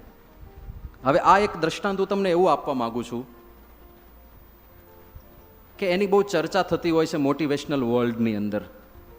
એની કાઉન્ટર સાઈડ આપણને કોઈ દેખાડતું નથી, એટલે મારે દેખાડવી છે. આ એક દ્રષ્ટાંત આપવામાં આવે છે, નેવર ગીવ અપ કહીને. નેવર ગીવ અપ, જીવનમાં ક્યારેય છોડવું નહીં. અને પછી આ દ્રષ્ટાંત આપવામાં આવે કે નીચેનો માણસ છે, એને છોડી દીધું, મહેનત કરવાની છોડી દીધી, ગીવ અપ કરી દીધું. હીરા કેટલા નજીક છે, બસ 2 જ ત્રિકમના ઘા મારવાના છે અને હીરા મળી જાય, પણ એને થાકીને કંટાળીને છોડી દીધું, હવે નથી કરવું. ઉપરનો માણસ જે ઉત્સાહથી મંડ્યો છે, જો એના ફેસ એક્સપ્રેશન જુઓ, એ પહોંચી જશે થોડા સમયમાં હીરા પાસે. અને આ દ્રષ્ટાંત આપીને એવું કહેવામાં આવે કે તમે ગીવઅપ કરી દીધું, સફળતા નજીક જ હોય છે, એટલે ક્યારેય છોડવું નહીં, ક્યારેય છોડવું નહીં, બસ મંડ્યા રહેવું, જીવનમાં મંડ્યા રહેવું. પણ સિદ્ધાંત એ છે, sometimes you will have to give up. શું કામ? આ સિનારીઓ દેખાડવામાં આવે છે, પણ આ સિનારીઓ નથી દેખાડવામાં આવતું. હીરા હોય જ નહીં તો હવે કયો વધારે ભાગ્યશાળી માણસ કહેવાય? નીચે વાળો. સારું થયું ગીવ અપ કરી દીધું, ત્યાં હીરા છે જ નહીં. હવે આપણા માટે અસમંજસ શું છે? આ 2 માંથી આપણો સિનારીઓ કયો છે ખબર છે તમને? નથી ખબર. લ્યો, એ જ મોટામાં મોટી રામાયણ છે. આપણે જે વસ્તુ પાછળ મંડ્યા છીએ ત્યાં આગળ હીરા મળવાના છે કે નથી મળવાના? મેં સિવિલ એન્જિનિયરિંગ લીધું, એમાં આગળ મારા માટે કંઈ માર્ગ કે કરિયર થશે કે નહીં થાય? મેં એરોનોટિકલ એન્જિનિયરિંગ લીધું, એમાં કંઈ આગળ કંઈ ચાન્સ લાગવાના છે કે નથી લાગવાના? મેં કોમ્પ્યુટર એન્જિનિયરિંગ લીધું, એમાં આગળ કંઈ સ્કોપ હશે કે નહીં હોય? જ્યારે આપણે બહાર પડીએ ત્યારે હીરા છે કે નહીં ખબર જ નથી. આ પરિસ્થિતિમાં શું કરવું? એમાં ભગવાનની ઈચ્છાને સમર્પિત થવાનું હોય છે. કારણ કે જો ભગવાનને આપવાની ઈચ્છા હશે ને આપણી મહેનતને પુરુષાર્થ હશે તો કોઈની તાકાત નથી કે આપણી પાસેથી જે મળવાનું હોય એ છીનવી શકે. અને જો આપણા કર્મ ખરાબ હશે ને આપણી મહેનત પણ નહીં હોય તો 1000 વાર કોઈક આપવા પ્રયત્ન કરશે તોય આપણા હાથમાંથી જતું રહેશે. આ નક્કી જ વાત છે. એટલે આમાં કરવાનું શું? Make a move and never regret, because you didn't have any choice. તમને જે અંદરથી ભગવાન સુજાડે કે આ લાઈન લેવી છે, આ માર્ગે આગળ વધવું છે, વધો આગળ. કારણ કે ભગવાનની ઈચ્છાથી જ ચૂઝ થશે. હંમેશા યાદ રાખજો, એમની ઈચ્છા વગર કશું થતું નથી. આપણને એવું લાગે મેં પસંદ કર્યું, પણ એ કરાયું હોય એમને પસંદ. કારણ કે એને સર્ટેન વે આપણને લઈ જવા માંગતા હોય. અને પછી એવું જરૂરી નથી કે એમાં સફળતા મળે જ. કદાચ નિષ્ફળતા મળશે, કદાચ પીડા આવશે, કદાચ યાતના આવશે, તો એ આપણા હિત માટે હશે. આ પણ વિચાર ભેગો જ રાખવો પડે, તો આપણને વાંધો ના આવે. છઠ્ઠો મેસેજ છે સ્ટે ઇન ટચ વિથ સત્સંગ. અને આ બધી વાતો શાસ્ત્રોના અધ્યયનથી, સંતોના સમાગમથી, આધ્યાત્મિકતાની સાથે રહેવાથી વારે વારે આપણને આ બધું યાદ રહેશે કે નહીં, this is the whole picture. આમાં આપણે કશું હવે અવિજ્ઞાત નથી રાખ્યું. શેને લીધે સૃષ્ટિ ચાલે છે, કેવી રીતે સૃષ્ટિ ચાલે છે, અને સૃષ્ટિનો હેતુ તો પાછો મોક્ષ છે. મોક્ષ માટે તો આ સત્સંગ હોય છે, એના માટે તો આ સંતનો સમાગમ હોય છે, એના માટે તો મહંત સાંઈ મહારાજ જેવા ગુરુ છે કે જે આપણને મુક્તિ આપી શકે. અને એ જ વસ્તુ શાસ્ત્રોમાં લખી છે કે આવા સંત સાથે હેત થઈ ગયું. પ્રસંગ મજરમ પાશમ આત્મનઃ કવયો વિદુહુ સ એવ સાધુ શુક્રતો મોક્ષદ્વારમ અપાવૃતમ. કે જેવો સ્નેહ અને આત્મબુદ્ધિ સંબંધીઓ સાથે છે, એવી જ આત્મબુદ્ધિ જો ભગવાનના એવા સાચા સંત સાથે થઈ જાય તો મોક્ષનું દ્વાર ઉદ્ઘાટિત થઈ જાય. તો એના માટે તો આ બધું તંત્ર ચાલે છે. પણ આ બધું જો ક્લિયર હોય પિક્ચર મનમાં, તો આપણે કોઈ જગ્યાએ અટવાઈએ નહીં. ખાલી કારણ હોય ને, કોઈ દુઃખ આવે, આપણા જીવનમાં કોઈ દુઃખ આવ્યું, તો હવે જો આ બધા સિદ્ધાંતો આપણે સમજી રાખ્યા હોય તો એ દુઃખનું કારણ આપણે કલ્પી શકીએ કે કાંઈક મારી જ ભૂલ હશે, કાંઈક મારું જ કર્મ હશે. ફૂલ મહેનત કરીને છતાં નિષ્ફળતા આવી તો આ જ વિચાર એ કેટલી મદદ કરે છે કે આમાં ભૂલ મારી જશે. કોઈક કર્મનું ફળ મળીને શમી ગયું, રાજી થવું. દાખલા તરીકે કોઈક તમારી પાસે 10 લાખ રૂપિયા માગતું હોય અને માથા ભારે માણસ હોય અને રોજ ધમકી આપતો હોય કે આપી દેજે ટાઈમે, નહીં તો તારી ખેર નથી, મને ખબર છે તું ક્યાં રહે છે, મને ખબર છે તારા દીકરાઓ ક્યાં ભણે છે, જોજે જોજે, કોઈને જીવતા નહીં રાખવું. આવી બધી ધમકીઓ કોઈ માણસ આપતું હોય અને એક દિવસ તમારી પાસે 10 લાખની સગવડ થઈ જાય અને તમે ચૂકતે કરી દો તો કેટલી શાંતિ થઈ જાય કે હાસ માથાકૂટ ગઈ, આની ધમકીઓ હવે શમી. તો જ્યારે નિષ્ફળતા મળે કે ઈચ્છું ના હોય એવું કોઈ પરિણામ જીવનમાં આવે, યાદ રાખવાનું કે હાશ એક કોઈ કર્મ જે ઘણા વર્ષોથી મારા ઉપર મંડરાતું હશે એ પોતાનું ફળ આપીને શમી ગયું. એટલે રાજી થવું નિષ્ફળતાઓમાં, ક્યારે નિરાશ થવાની જરૂર નથી, લડતા રહેવાનું છે. અને છેલ્લો મેસેજ યુદ્ધસ્વ વિગત જ્વર. યુદ્ધ છે જીવન, એક સંગ્રામ છે. અને સંગ્રામની અંદર કાંઈ ડાન્સ પાર્ટી ના ચાલતી હોય, સંગ્રામમાં લડાઈઓ ચાલતી હોય, સંગ્રામમાં આમ સામે શસ્ત્રોના વાર થતા હોય અને એની વચ્ચે જે યોદ્ધા લડીને ટકી રહે એને સાચો યોદ્ધા કહેવાય ને. ત્યાં કાયર થઈને ભાગે નહીં, એને સાચો યોદ્ધા કહેવાય. તો જીવન પણ સંગ્રામ છે. સફળતા, નિષ્ફળતા, હાર જીત એ બધું ચાલુ જ રહેવાનું છે, પણ એ લડાઈથી ક્યારેય ભાગવું નહીં. એટલા માટે જ મહંત સાંઈ મહારાજ આપણને યુવકોને શું કહે છે? અક્ષર પુરુષોત્તમના યોદ્ધા કહે છે. યોદ્ધા એને કહેવાય જે લડાઈ કરે, અને લડાઈ માટે કહેવાય છે પ્રતિપલ પડેગા જાગના, સબ કુછ પડેગા ત્યાગના. હો બ્રહ્મ કે યોદ્ધા યદી તો યુદ્ધ સે મત ભાગના. આ યુદ્ધથી ભાગવાનું નથી, આ લડાઈ સારી રીતે લેવાની છે. કે વૈરી સભી વિકરાલ હૈ, અતિ તીક્ષ્ણ શસ્ત્ર વિશાલ હૈ, शतशः पराजित हो चुके तुम ये तुम्हारा हाल है, हे वत्स फिर भी तुम कभी प्रण विजय का मत त्यागना. हो ब्रह्म के योद्धा यदि तो युद्ध से मत भागना. सामे બધા વિકરાળ વેરીઓ બેઠા છે. કામ, ક્રોધ, લોભ, મોહ, આશા, તૃષ્ણા, અહંકાર, આ બધા એવા વિચિત્ર સ્વભાવો છે, એની સામે આપણે વારે વારે હારી જઈએ છીએ. કેટલી વાર નક્કી કર્યું કે હવે આપણે આટલો સંયમ રાખવો છે, પણ પાછા હારી જઈએ. કેટલી વાર નક્કી કર્યું કે હવે ટાઈમ નથી બગાડવો, પાછા હારી જઈએ. ભલે વારે વારે હારી જઈએ, પણ હે વત્સ ફિર ભી તુમ કભી પ્રણ વિજય કા મત ત્યાગના. એક દિવસ આપણે જીત થશે જ મન સાથેની, કારણ કે એવા ગુરુ છે સામે. ગુરુ બ્રહ્મ સિદ્ધ સમર્થ હૈ, અબ દિગ્વિજય ही अर्थ है, निश्चय विजय है ही तुम्हारी, अन्य चिंता व्यर्थ है. लड़ते रहो बढ़ते रहो तुम, अब कहाँ है हारना. हो ब्रह्म के योद्धा यदि तो युद्ध से मत भागना. हो ब्रह्म के योद्धा यदि तो युद्ध से मत भागना. તો એવા સાચા યોદ્ધા બનીને જીવનના દરેક સંગ્રામમાં ટકી રહીએ. અને જે જ્ઞાન આપણને આજે પ્રાપ્ત થયું છે એ સમજણથી જીવનના દરેક પ્રસંગને સ્વીકારીએ, મહેનત કરવાનું ક્યારેય ના ભૂલીએ, ભગવાનને કરતા હરતા સમજીએ અને ગુરુની આજ્ઞામાં રહીને જીવનને કૃતાર્થ કરી શકીએ, એ જ એમના ચરણોમાં પ્રાર્થના કરીએ. શ્રી સ્વામિનારાયણ ભગવાનની જય.